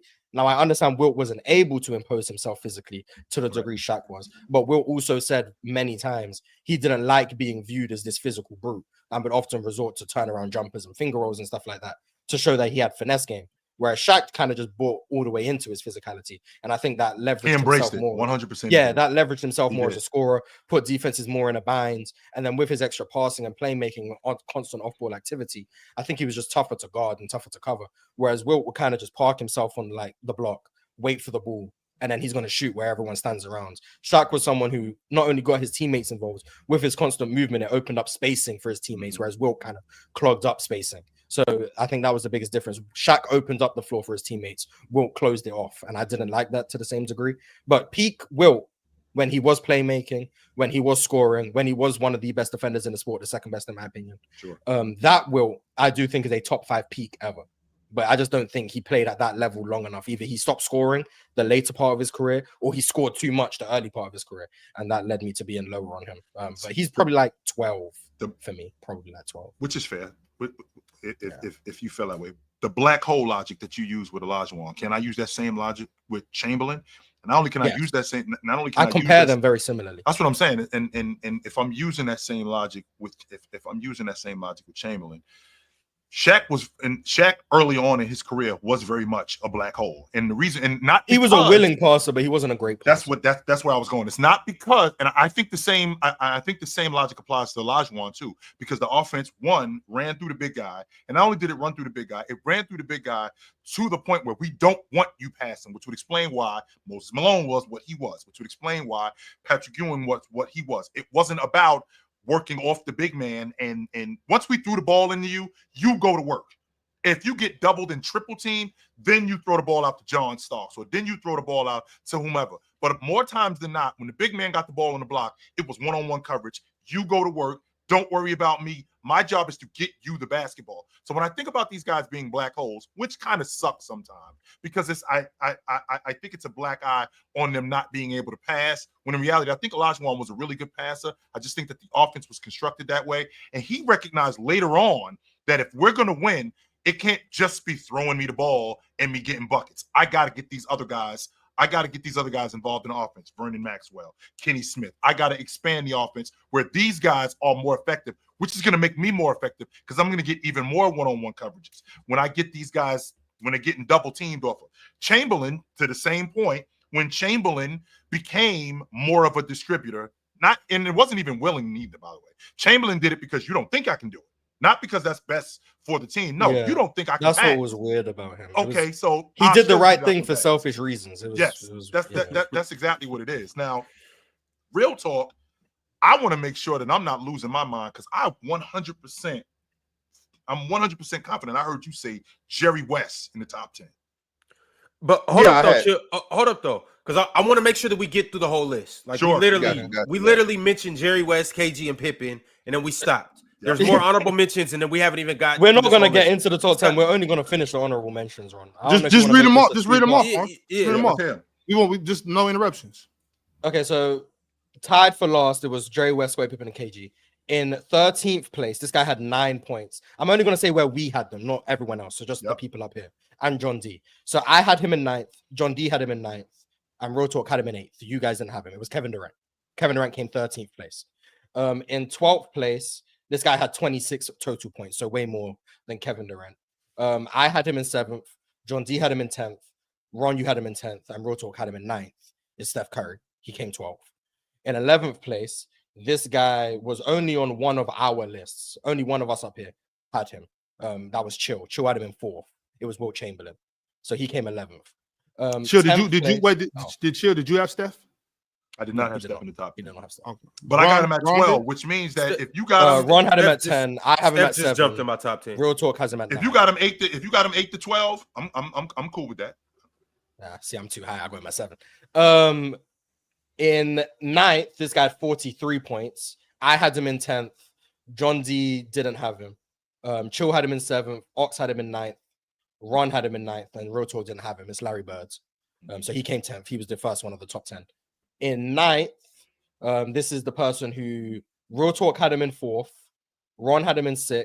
Yep. Ox had him in 8th. Chill had him in 9th. John D had him in 7th, and I didn't have him. Hakeem. 8th place, this person he had 62 points. I didn't have him. John D didn't have him. Chill had him in 6th. Ox had him in 4th. Ron had him in 8th. Real Talk didn't have him. Magic Johnson. So hold up, was Magic just either that somebody had him high on their list or didn't have him at all, or were they the only people that didn't have the younger people who made their list tended to not have Magic. The older people tended to have Magic quite high. That was the discrepancy. In 7th, this is the person who I had him first. John D had him in 6th. Chill had him in 5th. Ox didn't have him. Ron didn't have him. Real Talk didn't have him. It's Bill Russell. He was the most polarizing. He was left off a bunch of lists. He was really high on a bunch of lists. Polarizing. He came 6th. 5th place, this guy had 81 points, so quite a few ahead of Bill Russell. I had him in 5th. John D had him in 4th. Chill had him in 10th. Ox had him in 5th. And Ron had him in 4th. And Real Talk had him in 6th. So all of us had him. It was Shaq. In 4th place, I had this guy in 8th. John D had this guy in 8th. Chill had this guy in 8th. Ox, you had him in 3rd. Ron had him in 7th. And Real Talk had him in 7th. Tim Duncan. In 4th place, I had this guy 6th. John D had him 5th. Chill didn't have him. Ox had him in 6th. Ron had him in 3rd. And Real Talk had him in 3rd. Kobe. Carson and Chill were the only two who didn't have Kobe on their list. Everyone else had Kobe. Shout out to Carson, by the way. 3rd, I think this one goes without saying. I had him in 4th. John D had him 3rd. Chill had him 3rd. Ox and Ron had him 1st. Real Talk had him 5th. It's Kareem. Hold on. Who left Kareem off their list? No one left Kareem off the list. The lowest anyone had him, I think, was 5th. I think it was Real Talk. Cool. Or maybe Pirate might have had him low. Pirate had him 6th, I think. Pirate had Kareem in 6th. Trying to push an agenda with another guy that had a jump hook. Yeah, you know. Pirate is on all this Gilmore shit that's bugging me out, yo, Ron. It's crazy that Gilmore was good. He was, but he I just haven't seen much in the ABA. ABA. I don't want to make a big deal about it, right? But real talk, you having Kareem at 5 and it's not worse than Bron at 7. and having a problem with Ron having Bron at 5. It's not worse. It's not. It's not worse. It's not worse. I mean, that's fine. That's fine. I'm talking about Kareem at 5, LeBron at 5. I think those are both. Yeah. You know what I'm saying? We can make. That's where we disagree. I just think it's undoubtable now that LeBron is the GOAT. Like I really don't think there's an argument against it nowadays. But I mean, that's fair. I can't agree with Hakeem over Kareem personally, but I know you value the two-way stuff. I just think you're underrating Kareem's defense. Who put Hakeem over? Real Talk did. Real Talk. I think Hakeem is the greatest center ever. That's where I just don't agree with that. But Hakeem is different. I ain't mad at you. I'm not either. I have Hakeem as the 5th best center ever. So Real talk. I don't know if you know how good Jabbar was as a defender, yo. I don't think you know. No, Jabbar's really good, but he wasn't Olajuwon good. I ain't gonna argue that. Yeah. But I don't think you know how good he was as a defender, though. It's just a whole bunch that I like. Me making the list, I do realize like I'm probably not going to be consistent because I don't know. You shouldn't be consistent. But it's because like I look at a player, I factor in their skill set, who they play with, who are they playing against, what like it's so many factors that I just realized like I've really taken into account when I'm making these lists that I'm probably not gonna have a 100% proof like logic, which is why I said I have a floor plan and not a criteria. But yeah. I just want to say real talk, like I just said a second ago. You shouldn't be consistent. It's basketball, bro. Like this isn't science, bro. This is basketball. There's consistency actually leads to inconsistency in your list, bro. You cannot possibly compare players and teams in basketball and have a set criteria for every single comparison. Especially when you're like spanning across time, different eras of basketball, different like it's. But then when I try to do the, that's why I don't do relative to era, because then I do think you then get inconsistent, and I will harbor on this point until the cows come home, Mars. If you do relative to era, Bill Russell should be your GOAT. Point blank, period. There's no word salad you can try to throw around there to where you do relative to era and Bill Russell isn't your GOAT. You are being real talk. inconsistent. I agree. I think either Bill Russell or Wilt Chamberlain. It depends which one you value more. And that's why, ironically, I had to move Steph in and I had to just get off the 60s. Because it's just, I'm being serious. It's just too much. I can't. No in between, Ron. I can't factor it in logically. Because it's no way that I can have. And I remember on my first list, and Mars was the first one that actually checked me on it. Why do you have Wilt Chamberlain on the list, but you don't have Bill Russell? But you value winning. And then I was like, damn. You can. Oh, that was years ago. And so it's taken a long time for me to get to this point. I've been on this Bill Russell stuff for years, and people keep telling me it's a gimmick. Well, I mean, it's still a gimmick. But I'm just saying, once you take them out, for me, like the only logical person is Steph. It's yeah, if you take them out, I guess next summer I think I might do one where it's just like post 3-point line. So there's no Bill Russell, no Wilt Chamberlain, no Jerry West, Oscar Robertson. That also would mean no Kareem for like half of his career. I think that would be interesting to see how things change. But no, you can still Kareem still played 80 to 89. If you still want to have him on the list, that's fine. But like I might do that next summer. We'll see. And then where was I? Fourth was Kobe. Third was Kareem. Second was it's LeBron. I had LeBron second. John D and Chill had LeBron 1. Real Talk had LeBron 1. Ox obviously had LeBron at 7, and Ron had LeBron at 5. And then first place was Michael Jordan. I had MJ third. John D, Chill, Ox, Ron, and Real Talk all had MJ seconds. So none of us had MJ 1, but he ended up finishing first. So that's kind of fun. None of us up here had none of us up here have MJ as the GOAT. Yo, that's actually hilarious. Yeah, Real Talk, you got Braun. One person up here has MJ. Yeah, I had Braun. Yeah. Okay. Yeah. So wait, Mars, where do you got? I got Bill Russell. I got Braun 2, MJ 3. Oh, so you got Braun over MJ? Okay. Yeah. Yeah, and someone left a comment saying, "Oh, Mars is just doing this so he doesn't have to be part of the LeBron MJ debate." And then I replied to him. I was like, "I have Bron at 2 and MJ 3. So have I not made it clear that I would have Bron over MJ? Just because I don't have them at 1 and 2 doesn't mean I'm not partaking in the Bron MJ debate. I just don't think Bron and MJ is the be-all end-all of the GOAT debate. But I'll partake in a Bron MJ agree. Conversation. I have Bron over MJ. My reasons are I think the longevity is just overshadowed what I do deem to be a slight peak gap. I agree with Carson when he said that yesterday. But yeah, I'll partake in a LeBron MJ conversation. They're both just going to come second and third to Bill Russell. That's it. Like, I'll partake in the debate. It's not a gimmick at this point. To Real Talk's point, I think if you do relative to era, I don't agree that Bill Russell has to be the GOAT, but I think Bill Russell has to be top 4. If you're doing relative to era, I think he has to be top 4. That's where that's kind of where I stand on it. Mark, can you tell us real quick what was the point differential? What's more impactful than winning? LeBron, MJ, Kareem had 142 points out of 190. LeBron had 168. MJ had 179. So yeah. So if I would have had, because the highest I can go with Bron possibly. If you and Ron both had Bron, both had Bron 2, which would have mean you would have to move MJ to 3. That's the only way Bron could have finished out above MJ. Okay, if you would have had Bron, if you would have had Bron 3 and Ron would have had Bron 3, he still wouldn't have finished with more points than MJ. So I left that in the replies too. Like, yeah, okay, you guys, Ron wouldn't have won. Ron wouldn't have won. Hey, yeah, he was going to come second regardless. You know what? I want to make. But you still had him 7th. Like, I still disagree with you wholeheartedly. I don't want to be slandered by the community anymore, so I want to make a change. Braun 1 and just move everybody. All right, never mind. That still wouldn't save him, to be fair. Yeah, I had nothing to do with Braun not being number 1, y'all. So y'all need to leave me alone. Yeah, you had nothing to do with that, but you have everything to do with Bron being 7 on your list. Yeah, but the highest I can go with Bron is 4 or 5 anyway. You know what I'm saying? So, I would never put Bron over Tim Duncan. Never. I don't see it. I don't see it. I was going back and forth with Bron and Shaq, and I've actually talked about this. 10, huh? Who?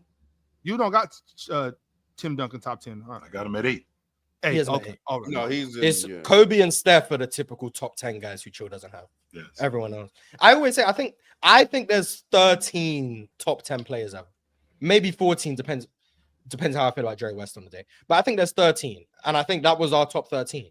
I think MJ, Bron, Kareem, Kobe, Duncan, Shaq, Bill, Magic, Hakeem, Bird, Wilt, Steph, and then the outside one being the 13th is KD. I think they all have a case to be top 10.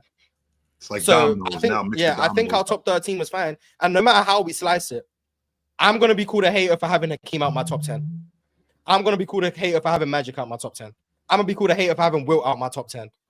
Like, that's just what it's gonna be. Real Talk's gonna be called a hater for having Wilt and Bill Russell out of his top 10 and Magic Johnson and Larry Bird. He's gonna be called a hater for that. Chill's obviously gonna be called a Kobe hater and a Steph hater. Ox is being called a LeBron hater, which I deem close to being rightfully so.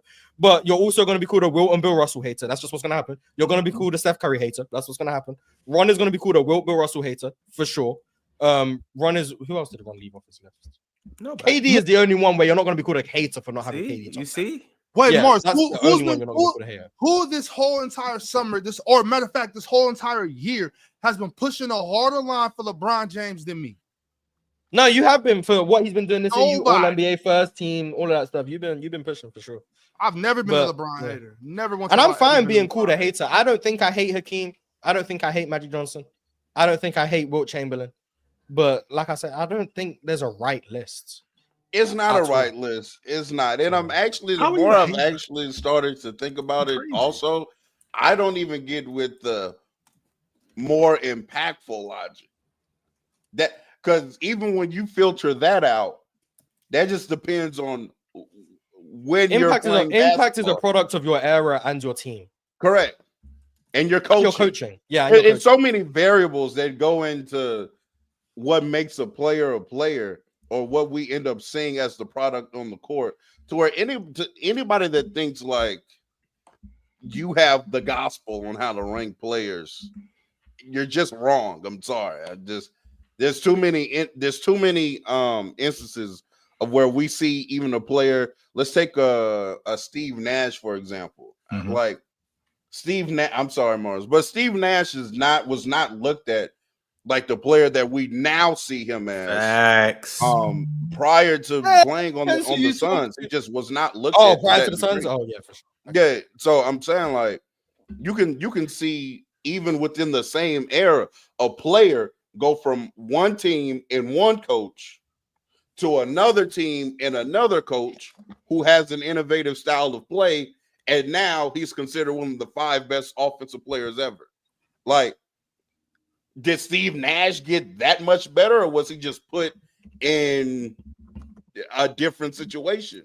I would argue the latter. I don't think Steve. That was also my problem with that when we were arguing that Olympic thing with Harden. Y'all was like, oh my God, you're talking about 11, 12 Harden? Yeah, 12, 13 ended up being one of the 6 best players in the league. I still don't think that he's better. But I guess it was the summer prior, so he got that much better. Well, I was high on 12 Harden. I said I think James Harden was the second best player on the Thunder. Yeah, you I said that. Okay. Yeah, and obviously people disagreed with me, and I'm not saying I'm right. Once again, I don't think there's a right or wrong. In fact, I'm probably more on the wrong side of that. But yeah, I agree with Roto. I don't think James Harden just magically got better. I do think situation does affect how you perform, and it maximizes your strengths, minimizes your weaknesses, all of that stuff. It's just hard to you can't attribute 100% of anything to a singular player. LeBron, if he was put in a position where he wasn't able to leverage his scoring or downhill threat because they put him in the post, now he looks like a worse player.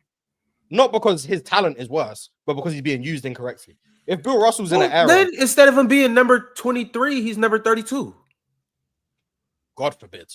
But But Bron didn't get busy if he had to play in the post. Like in the 90s, I'm not saying he would. I'm like, I think if you made MJ have to run more pick and rolls as opposed to playing in the triangle and off ball, he'd look like a different player. And now all of a sudden people be MJ's off ball game was a weakness, but now it's being called a strength. But because he's in a system like the triangle that allows him to play off the ball as much as he did. But if we made him heliocentric, all of a sudden now he's able to average 9 assists a game. Oh, MJ's so much better of a playmaker.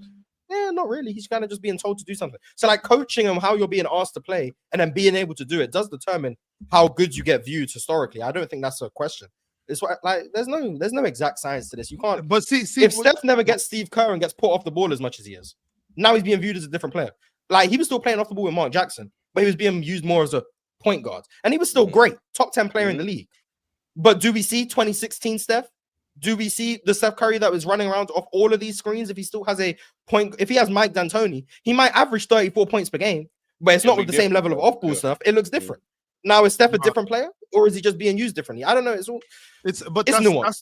That's the thing. And see, real talk, what you were just saying a second ago, I was on playback yesterday trying to explain that to Penn because he was trying to box me in on this whole Page, Beckers, and all that thing. And I'm just like, bro, we have to stop with this basketball. Like, it's too many times we want to conquer basketball and act like we just know this and know that. And basketball is really like a religion. You know what I'm saying? It's like you can't understand this game of basketball to the point where we think we're understanding it. You know what I'm saying? Like there's so many things that go into it. There's, like when I said earlier, there's no science to it because you can't apply the scientific method to basketball because there's no controlled environment when you're doing these experiments. You know what I'm saying? That's what it is. There's no controlled environment. It's every single thing, every aspect is different, and it's different every day.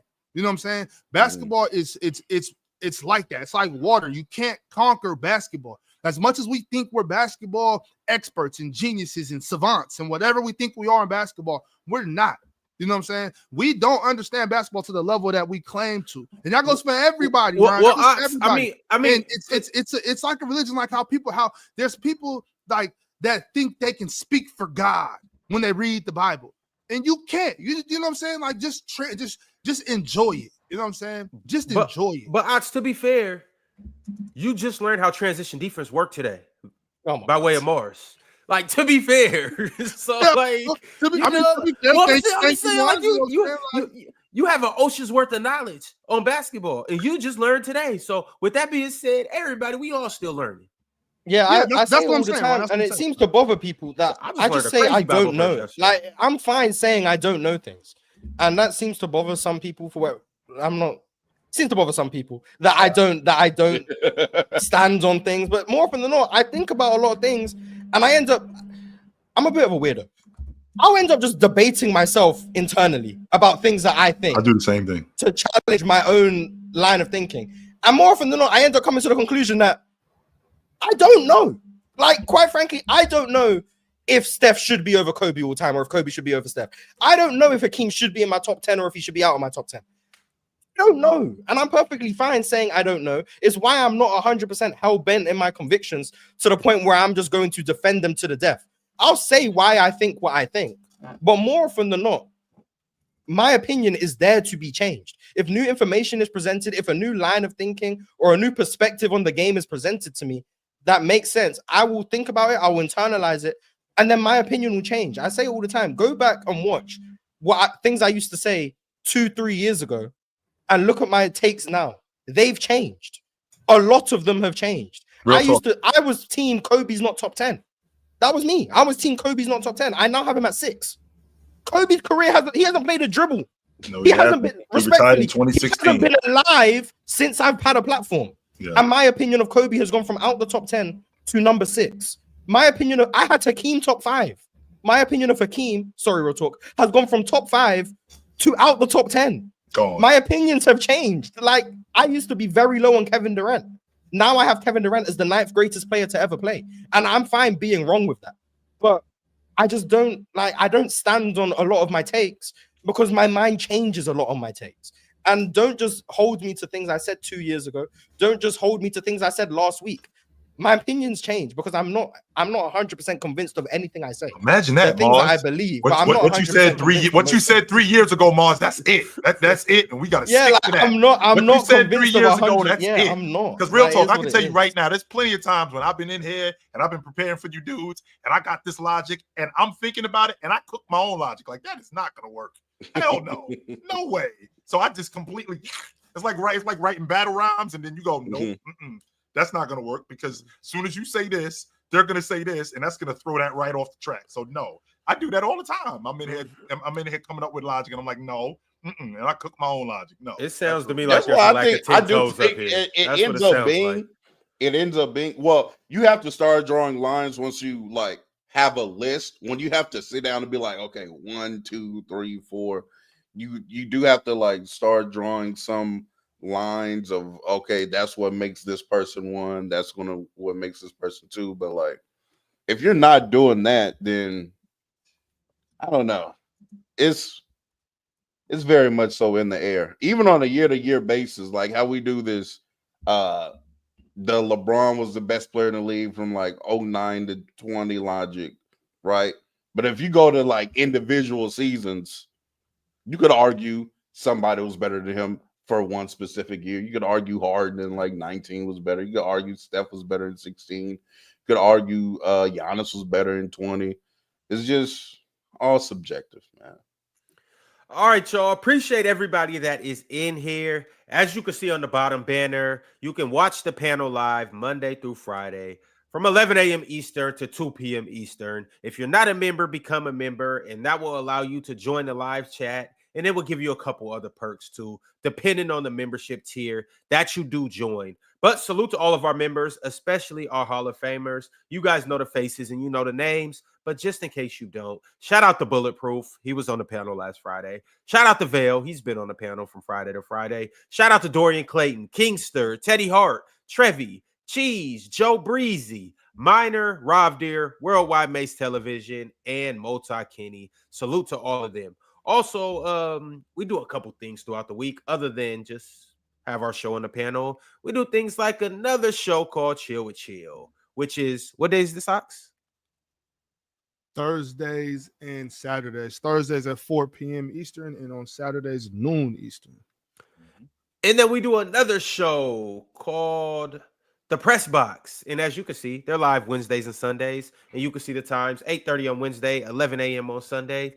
And then Thursdays, when Thursdays roll around, we do this little thing called Throwback Thursday. If you've been tapped in for the full episode, you've heard us talk about it. On playback, we watch throwback games that have special meanings to it because we get to put narratives behind it or push agendas. Either way it goes, on Thursday, 7 p.m. Eastern. That's where you can find us. And then also, next Friday and then the following Friday, we will continue the TCL Total Chat Live. This is where you send through topics, and your topics will dictate exactly what we talk about throughout the 3-hour duration of the show. So make sure you guys are tapped in because, well, every day, every week, we make it happen up here.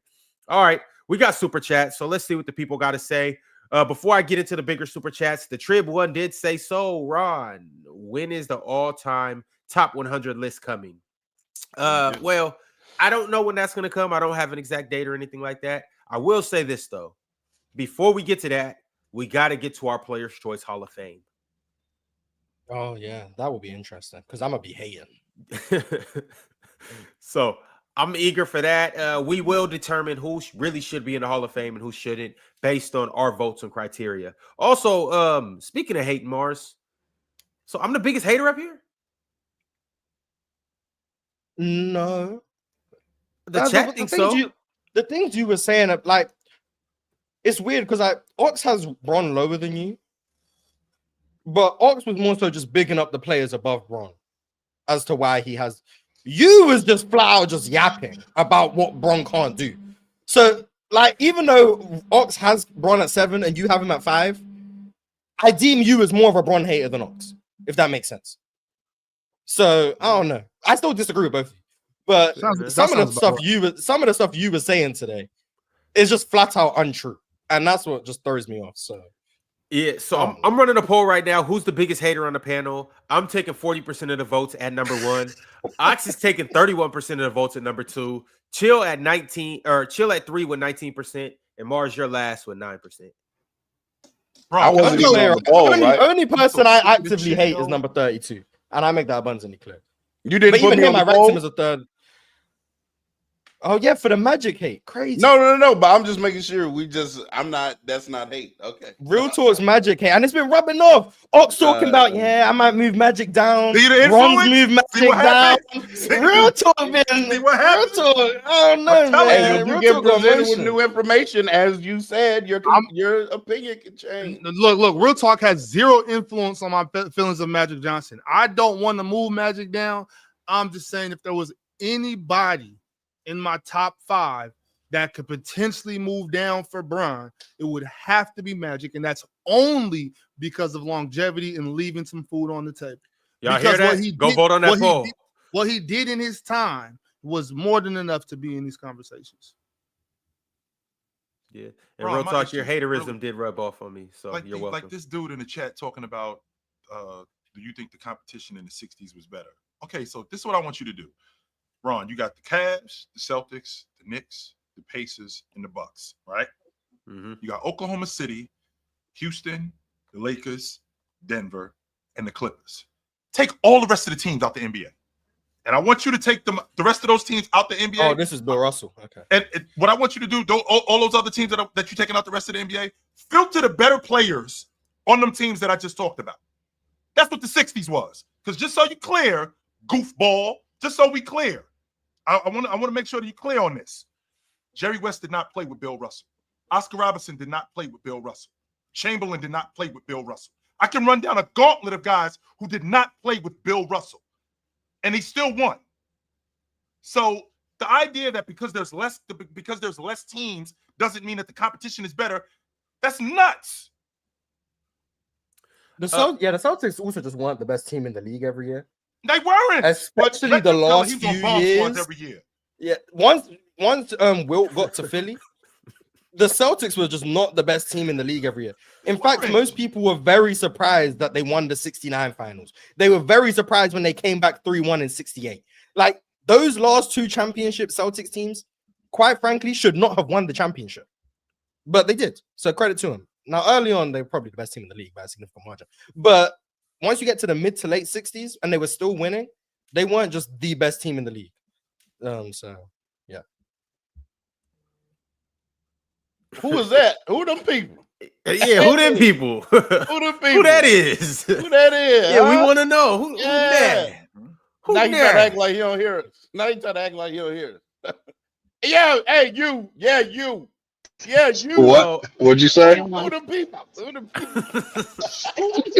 Who them people? Yeah. Yeah, we want a tour of the car and the facility. Yeah. Tour of the car. I'm just trying to see what type of vehicle Swipe was pushing. Look. This is what I just want to tell y'all. Hey, real talk. Hey, bro. Hey, next year. Hey, real talk. Next year, it's gonna be us. Look at that beach. Look at that beach, bro. This finna be us. Real talk. Shout out to my dog. No, facts. Shout out to my dog. Hey, Mars, did you get Ron for me? Because my internet dropped out. He was talking some bull job. We went at Ron for maybe about 30-40 minutes. It was a long time. Yeah. He hasn't changed his mind though. So yeah, I'm glad you weren't up here, Swipe. I would have hated to have cooked you with everybody else in the chat. Well, but Ron, here's the problem. You don't try to convince lunacy. You got to let people be in straitjackets if they want to. I mean, that's you. You want to be in the corner. Hey, real talk. Remember that Mr. Cup. Watch yourself. What you're working with. Remember that video? That's Ron. Just put him in the back. Let him be in the back by himself. You know what I mean? And whatever you believe, what you believe, man. Shout out to my dog, man. I mean, shout out to my dog, Ron. Because you think Jokic is one of the 10 best players you've seen. But the thing is, I can make a salient argument for that. The difference is Ron just be lying about Braun in the sport. I can make a legitimate argument as to why. Because all the stuff you say about Kobe, especially for winning time stuff, I can make an argument for Jokic, especially given the level of help he's had. But there's no point in doing that. I'm in Puerto Rico. I'm enjoying it. Ron, I wish I was on the show longer today, man. I'm telling you, man. Like, my bro, you'll be you back need soon. help.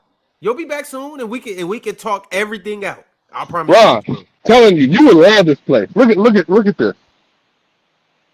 Look. Yeah, that's heat. It's everywhere, man. There's restaurants and stuff right down there. They got like some bars and everything else, man. Look at these trees. Like, just look at it. Just get a grip, man. Puerto Rico, Ron. No, thanks. And I hope when I go out there, I'm just like you. I'm just high off life and no vices. Just life, yeah. Yeah, high off life, man. Yeah, life. Hey, man, you out there just enjoying. That's what they call it these days. They call it life. Yeah, that's what they not a drop of alcohol and not a smoke of nothing. Yeah, nothing. just life, man. Just life. Yeah. Hey, man. That's what you up there doing, man. Hey, real talk. You know I don't lie to you about that kind of stuff, man. You know, No, like, you can.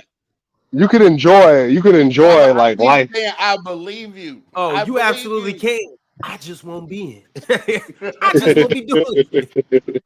But all right, y'all. I got some more super chats. Kirkland Barnes said Kobe is an all-time great, but to rank him in the top 5 is too high. Jordan, Kareem, Bill Russell, Magic, Bron are more impactful than Kobe. Not to mention Shaq, Larry, Wilt, Tim Duncan. No disrespect. That's disrespect. I don't know, man. Well, I got him at 6, but I don't know, man. I feel like the pendulum just swings too far. Like, I don't know. Bruh. Yeah, whatever you got Kobe is what you got Kobe. I'm not really arguing about that anymore. It is what it is. I don't get mad at people not having Kobe out in their top 10 though. Just depends on if it's And logical. real talk, it ain't because he beat me 1-on-1 when he was a kid, neither, by the way. Whatever you say, chill. Whatever you say. I don't whatever you say. Void Century said, it's good to have you back, Chill. But you better get back on your grind because Pressbox is taking that number 2 best show on PC a lot quicker than I thought it would. I watched a Pressbox episode. Had no idea what was going on, but I watched one. It had some guest. Juju? I can't. Yeah, I watched that one. Swiper didn't show up for the first half an hour, so he was load managing or whatever. Wow. But, yeah. Wait, but Ron, haven't we already taken over the number 2 spot basically per show so far? I can't speak on numbers to the end of the quarter. He's saying let's get to the numbers. I can't speak on numbers to the end of the quarter. I don't know. It's not about it's not just about numbers, it's about impacting culture, right? All right, watch this. Who's your favorite football team? Who's your favorite football team? She said it's gonna be the Broncos, so she said the Broncos. Real talk. Shout out Broncos. Yeah, well, that's what I heard too. Yeah, that's what I heard. That's what I heard. You don't got motion like that. She not going. That's what She I not heard. going to That's wear what I Broncos jerseys and hats and gear. All right, LeVar B. Ballin said the way Chill gets harassed for having Kobe out of his top 10, the same should apply to Ox and Ron because they are insane for having Bron at 7. Well, I mean, Ron I has think been that 5. But we definitely pressed Ron. Ox is a free spirit, man. So Ox gets the free spirit label. Actually, Free spirit, man. Oh my god. All right, yeah, I'm bringing the dreads back. I see that's the only hope I got. Smooth Tube said, "Oh, Chill's back from his load management. Am I going to be scrolling my recommended and see Chill appear on an episode of Mind the Game?" Chill? I don't know. Just gonna have to find out. Okay. I'm just listening to I'm listening to I'm looking at these super chats and reading the chats. So I can't have no days off. Never. Like I can't miss no games. Hey, Even man, though I didn't miss no games. I mean, part of your value is that you play all 82. Oh, Yeah, now you bleeding some of that value right ain't now. that a bitch? Like I can't miss no games. Like I gotta Chill. show up. So they just saying that they miss you. That's all it is. Okay, all I they can't saying miss is no how much they love Yeah, you. man. I be seeing Chill on TikTok lives, and the panel come around. I don't see Chill. Because I got the day off, right? Yes, sir. Right? Interesting. I got the day off from my other gig. Hey, Chill. It would be even worse if you were to miss a panel episode and nobody said anything. Yeah, I could get with that. Yeah, Chill, they just miss you. Cam Cobain said, "I respect Bill Russell, what he did on and off the court, but respectfully, I don't have too many players from the 60s and 50s in my top 10. Ron, you see Swiper stuck? Swiper been just like, no, don't move now. Swiper was just like that for the past 5 minutes straight. Just, hey, man. That's that life, man. That's that life. That's that life. Hey, that life going crazy. I ain't gonna lie. That life going crazy. Teddy Hart said, Mars, if a player is gifted enough, one method can surpass all defensive counters. We had this conversation. Yes, I agree. We talked about that. Yep. Mm-hmm. I think the same applies defensively, but yeah. Yeah. Ike G504 said, we literally saw the man essentially guard the elite PGs as a 32 and 33-year-old man for extended periods of time. Did we not? Kobe hounded MFs. 32-33 is what, 2011 and 2012? He Actually, may Kobe not was have checking been D-Rose. great at it, but he still was attempting to do it. I I seen Kobe check D-Rose. I seen Kobe Kobe was check picking up Steph Curry. PGs for a long time. I'm not gonna lie. Yeah, But- Kobe. You He couldn't was tell guarding Kobe. Kyrie? You couldn't tell Kobe for a possession that he couldn't guard anyone. Oh, fact. And more, Yeah, yeah. you give Kobe a possession or two, he could guard pretty much anyone on the perimeter. The problem is that when you seen him do that in that possession, guys like dude on top left, he doing People that the whole act like night. that was just a regular No, thing. that happening wasn't the whole going on all game, night. and it So just I wasn't. can't. So when Kobe No. locks down, and it was a young Kyrie, obviously, but when Kobe, but it was an old ass Kobe. But when Kobe locks up Kyrie, clamps him, blocks his shot back into his face, I can't hype that the same way you guys. can. hype it. No. You can hype it for what it was. Yes. A possession. Yes, sir. That wasn't going on all night. Okay, Ron. I'm just understanding. But how many people can just do that to Kyrie when they decide to? No, Like, you get oh, credit. you know what? See, this Let is me where just the sit down discussion turns in. This is where the discussion turns into capability versus reality. Kobe's capability on defense quite often outweighed the reality of what he was doing on defense, and that's where the disconnect I have between Ron and maybe Real Talk. I don't know. That's where the disconnect is. The capability and reality didn't really line up to the same degree as what I think you guys are implying. He always could guard on ball. He always could. The regularity of which he was doing that at an elite level wasn't as high as I think you guys say. Let me Not see as how high many- as your defensive team say. Let me see That's how many right. blocks Bron averaged throughout Oh his no, I career. don't think he should have been making. I know it those, was. like, all defensive I'm teams. pretty sure it's like He wasn't 1.2 doing chase it. down blocks per week, but let me see how many he Oh, here we averaged go. throughout there. Here we go with this. Oh guy. man. Super chats, Ron. Keep it rolling. The Trib One said Braun at 7 and 5 needs an explanation. Super nasty works. Great hoops talk on Mars channel. Good list, all in all. Dub PC, like the vid. L host, L Ox. Yeah, we went over it.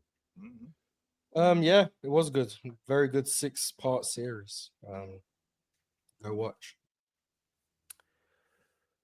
Madara 231 said, "Yeah, how is LeBron 7 and 5? Ox and Ron, actual basketball reasons. Because respectfully, that makes no sense. Other than that, the list is great."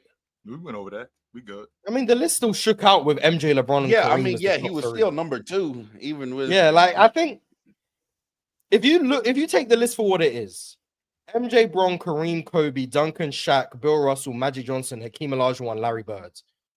I don't think that's far off a consensus list. Yeah. Like maybe Kobe is a bit too high. Maybe Magic is lower than consensus. Everything else, like I think most people would agree with that list in some capacity, but they act like it's just the worst thing ever. So it's weird to me. I don't know. The Trib won yet again with the super chat. The Trib said, not even a point per game merchant or total points merchant, but averaging like 26 for 18 years and leading the league in all-time scoring is wild. It is. The man has 40,000 crazy. points. I just And don't I see- think don't that should I'm get gonna see brought some- up more. Like, I don't know what to tell Ain't you. nobody gonna do that again in my lifetime. I When don't see it. Kareem had the records and people were pushing Kareem propaganda, second or third all time, whatever, go. He has 38,000 points. He has 6 MVPs. Bron has surpassed 40,000. And it's not even like one of the 5 first reasons people go to when it comes to LeBron's case. Like, he has 40,000 points, man. I don't know. Real talk. Did you know that the year he broke the record was the year James was born? Who? Oh, Kareem in 84. that's Yeah, fire. 84, yeah. Okay. Oh wow, that is a cool. That's a cool fact. How about right that? there. Mhm. Yeah. Mo said Dub Harden or Dub Mars He and Dub broke. Harden. He broke. Who was that? Chamberlain. Was it Will's Will, it record was at Will, the time? it was Will. Mhm. Okay, Chamberlain. yeah. He broke it against the Celtics, I think. No, it was against the Jazz. Jazz, okay. You know, my Mark fault. Eaton. Mhm. Mark Eaton, oh my God. Ugh. Mo said Dub Mars and Dub Harden. Still my GOAT. My top 10 list is me trolling. Braun not on my list, but Dub show. Yep. Better be a troll. Make sure you get James Harden on that road list. LeVar B. Ballin said, crazy how Ron and Ox never criticizes Duncan for his 2004 Olympics when he was the team captain. Especially you, Chill, because you care about that FIBA and Olympic play. Because Pau Gasol was the best player in FIBA. How many years? What years was that? Two straight. Back to back. Yeah. Mhm. Duncan went over there in 04. And I hear get Braun get blamed more for the 04 Olympics than Duncan. He hardly played, by the way. And he That's hardly crazy. played. I He hardly actually played. I mean, Tim Duncan Duncan and is the blame. Iverson should be ashamed. Yeah, of Iverson's themselves. the one for me. But Stephon Duncan and Marbury Iverson too. should be ashamed of themselves. Don't forget about Marbury. He was out there. I Shouts mean, to but Richard Jefferson. it's Marbury. I mean, to be expected. Dame the Great said, so Braun not top 5, Ron and Ox. Let's talk about it. Mhm. We really don't have to talk about that anymore. I No, hope this. we did already. Shout out to number 5, man. All right. Dame the Great also said, okay, Mars, Alexa, play Glorilla, let him cook. It's your theme song, Mars? Well, there was one thing I said that I think I was wrong to say. And that was I said Bron, when Bron's help shows up, Bron gets the credit. And then when MJ's help shows up, like no one talks about MJ's teammates. No one dismisses MJ's teammates the way they dismiss Bron's teammates. I don't think that's true. MJ fans for years have been dismissing Scottie Pippen. For years. They've been acting as if he was nothing before MJ, nothing after MJ. So I don't agree with that statement. Everything else I still stand on, but I do think MJ's help does also get dismissed by the party who will prop up LeBron's help.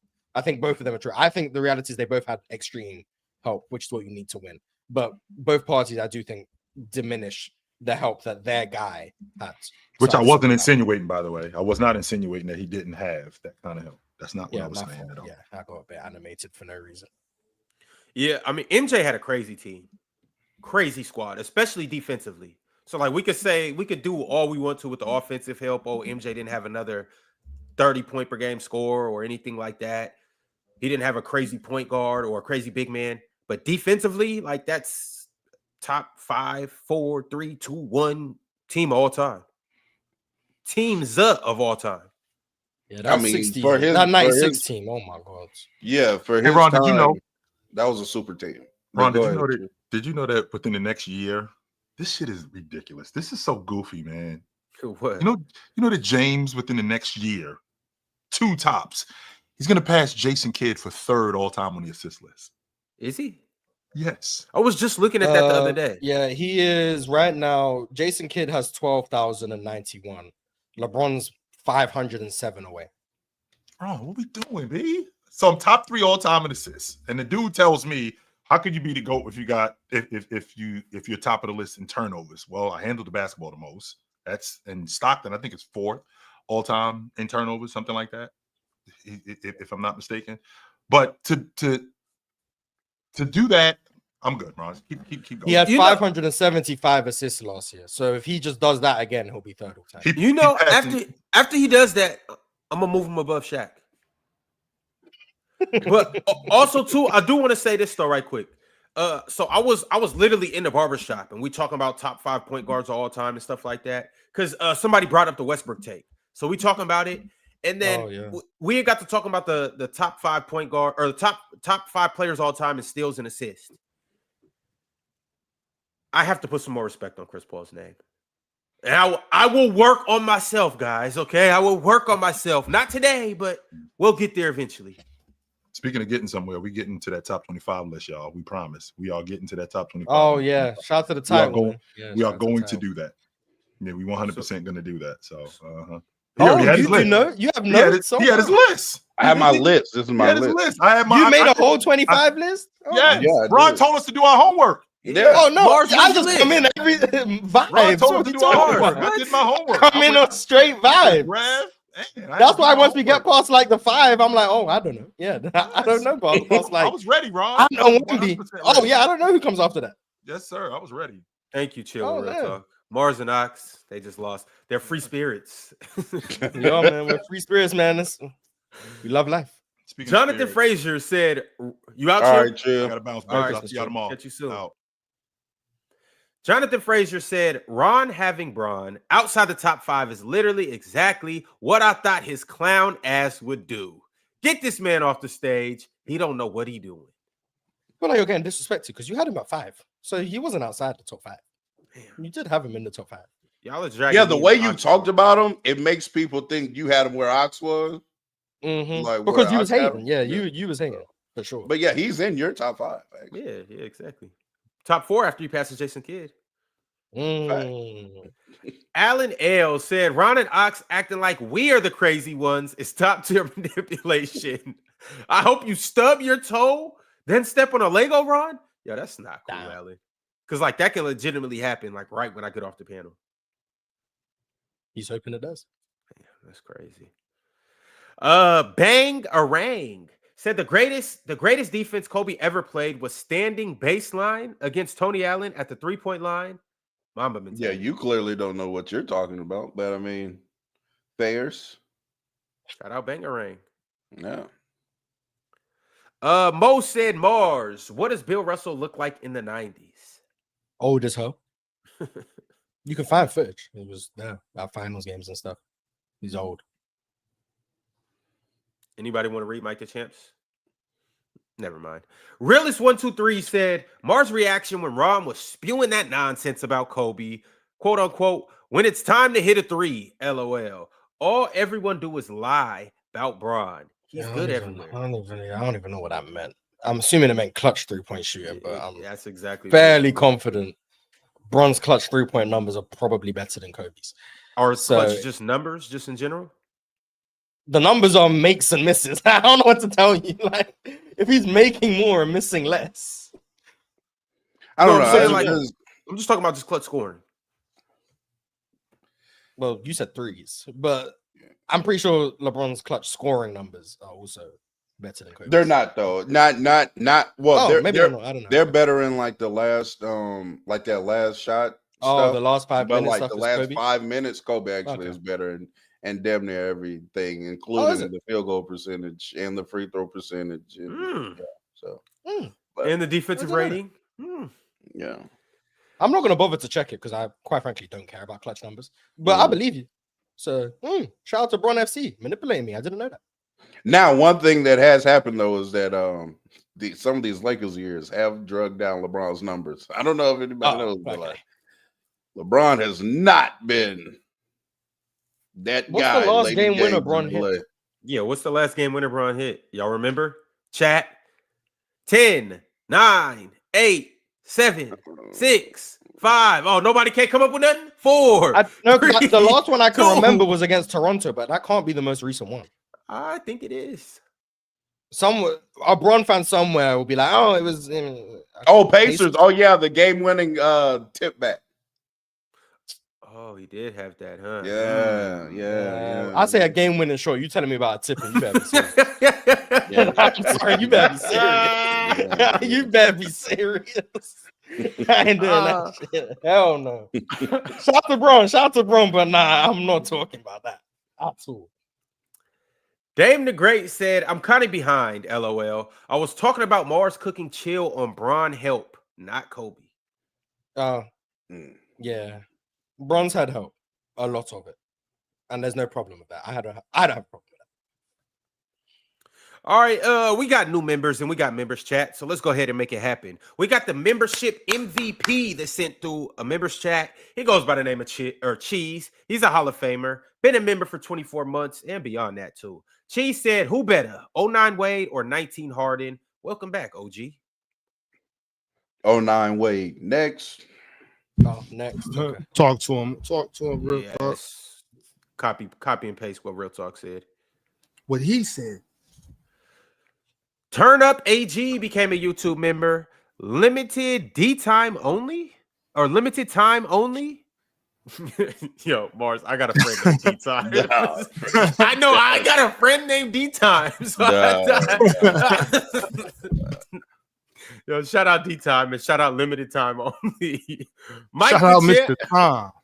Mike the Champ became a YouTube member. Bang Bang Lulu became a YouTube member. Macho Man sent through a members chat and said, what's more valuable, Shaq's offense or Hakeem's defense? Depends on what time we're playing. Shaq's offense. But majority of the time, yes, Shaq's offense. Yeah, maybe. Probably. Cliffy became a YouTube member. Shout out to Cliffy. Ike G504 said Kobe guarded elite PGs at 32-33. Keep going, Ike. Donnie White. I do think people need to go watch. Yeah, he was picking up PG. Oh, don't worry. We'll have some more Throwback Thursday games. They're already on the schedule. Not courtesy of me, courtesy of But people do that got like opportunities to even keep it. older go like. No, it's funny. It's the solution to all of this is just watch the games. Like Mhm. everything that's been said today, whether it's me, Ron, whatever, just watch the games. Form your own opinion. If you disagree with me, watch the games. If you disagree with Ron, watch the games. Like that's it. Just watch the games. You'll come to your own conclusions. Ron, we might have to double up, bro. I'm talking about I got to do Thursdays and Sundays. Since hope Mars Talk Sports, y'all not doing it anymore. We are Yes, not. right? We are taking some time. Yeah, Y'all shut down shop. You see the series I just put together? We might as well double up because they're not gonna go back and watch for real. So we got to do our job. You know what I'm saying? Sometimes you got to lead a horse to water. You know. I mean, but Yeah, I made this analogy to my kids just the other day. Kids that I coach and train. You can take, it could be the best water in the world, the purest water of all time. Tastes good, be cold, be refreshing, all of that. And the horse or the ox in this scenario that I use with these kids, the ox that you could take to the water to drink could have just had a whole long day of walking, running, lifting, doing whatever. It could be tired as hell. And it could need that water to survive. But what if that ox just don't want to drink? That's a stupid. What am I? ox. Am I supposed to just push the ox's head in the water? What if that ox has LeBron at 7? Let him go. You know what I'm saying? If that ox don't want to drink no water, Ron, you should probably let him perish because it's going to be more of a hassle. You know what I'm saying? It's going to be more trouble than it's worth. If a motherfucker ain't smart enough to drink water, and well, bye. Like, Shout out, drink more water. Shout out also Tyrell Alexander became a YouTube member. Shout out to Tyrell. Sorry, Key sent through a members chat and he is spitting. He said Otani better. Dub Mars, Dub Ron. I mean, as far as value, he's definitely the most valuable baseball player probably ever. Athletes. Oh, relative to error, is he not the best? No, it's just because pitching can control so much of defense. Like, I don't need my center fielder to be good if I can just strike the batter out damn near every time. But yeah, his ERA is always low, and then he's one of the best hitters in the game. So PRA. ERA. Okay. Also, shout out to the big dumper, number 47. We will be coming to break Aaron Judge's record. And even if we don't, we taking that MVP, baby. Slim became a YouTube member. Shout out to Slim. Hunter sent through a members chat and said Jokic and Giannis top 5 all time soon. Trust. Oh no, man, that top 10 is tough to break into. I don't know. I could see Giannis potentially breaking into my top 10. Yours, yeah. That 10 spot is up for some grabs. He got to do some work to get Steph. For me, at least. I got Larry Bird, so maybe that's more attainable. It very much is more attainable. Eli, the MF and Misfit, said, Ron, you still a GOAT. Dub host, L Chat, and L Mars Wave Check.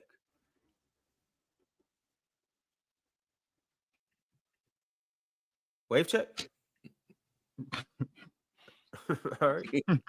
Hey, Eli, only thing he we can do weighs. is I try. mean, he weighs. Yeah. The only thing we can do is try, Eli. Last but not least, Mello Williams. I like the profile picture. Mello said, I need Lauri Markkanen to sustain this level of play. He's been over there going crazy. Lauri Markkanen, a good player, man. Like just last year, Utah were using him differently the same thing Penn says about Scotty Barnes. I'm talking about big ass shot. Lowry different. Lowry different. I'm trying to tell you, get him on a good team where they maximize his off-ball scoring ability and they aren't trying to put the ball in his hands to expand his playmaking arsenal like Utah did last year, putting him in the mid-range more like Utah did last year. You're gonna see a uber efficient 6'11" monster who's an amazing athlete. Like that's what you're gonna see. But he's actually where's Ron? Remember, I tried to tell you, Lloyd. I tried to tell you back when he got hurt before he even got to Utah. Man, You have been on the Lori- Lowry train. Lori You have is been, yeah, you different, have boy. I'm talking a big ass shotgun. I think Lori marketing is cold, bro. Yo, any team that you could just pick Laurie up and drop him on, who The would it be? Sacramento Kings. Right now. I would love them, Oh. and I know they already have a lot of front court players, but I do better think not they say need. Orlando. And no, not well. Okay. That's a great I location. would love Orlando. But I also would love Dallas for him as well, because I do think they need some more spacing out there on the court. But they already have so many front court players. Yeah. But I do think you also mean- probably need like a five that's good. I defensively. would love Lowry marketing in Indiana, man. But hold on, though, real talk. Ron, Mars, why y'all just didn't get with me on that? We could put him out the power forward. Y'all don't want to see us do good. Yeah, no. Like, Yeah, I might be a Kings hater. Like the Kings being good does nothing for my life. I'm gonna be It honest. doesn't Like, at I all, actually don't no. care. Yeah. Like, I actually don't care to see the Kings succeed. You know what the Kings doing good does? It just makes y'all Monday through Friday, 8 a.m. to 11 a.m. a little bit more harder. No, because I'm gonna be honest. I view the King like it's. I low key like. I don't want to say I prey on their downfall, but the Kings and the Raptors already get spoken about a lot, and the teams aren't good. Now, if they are good, you know how much we're gonna have to talk about the Kings and the Raptors. Hey, I had a lot of fun that season 23. That was a fun. Oh, when y'all were winning games? Yeah. Oh, that was so much I was fun. with you. I had you guys beating the Coach Warriors. Player I of the was Year. with you. I was like, yeah, Kings gonna beat the Warriors. Yeah, That shit ain't go well. that was a good run. That's Good only run. because Fox got hurt, though. If Fox stayed healthy, they would have beat them. Yeah, I'm Oh, gonna for run with sure. that too. I'm gonna run with that For too. sure. Yeah. Also to the chat, y'all make sure y'all do something productive today, man. I'm on my way to the gym, man. Y'all get up, drink some water, Me get some too. fresh Yep. air, Mhm. man. Get your cardio in, Right. you know what I'm saying? Touch a little grass. And if your panties are still in a bunch about LeBron being 7, just change your drawers, okay? That's not what it is. Your panties is in a bunch because you've been wearing the same drawers for 3-4 days. You know what I'm saying? Get up, go take a shower, man. Clean yourself up, man. And this time, don't put on granny panties. Put on the thong, if that's the case. First off. Second off, make sure y'all stay off them timelines. I'm telling you, them timelines is the devil, especially them reels. Stay out them reels, boy. Get outside and do something. Stay off them timelines. Stop swiping, man. Get outside. I think man. you just told us what your timeline is full of. Yeah, you need to reset your algorithm, bro. Yeah. I tried. He know what he be liking. You need to deactivate that. Yeah. You're right. I get too many highlights. It'd be way too many highlights. Do you know the type of shit they be sending to? All right, y'all. We're gonna go ahead and get up out of here. It's been a real episode. It's been fun.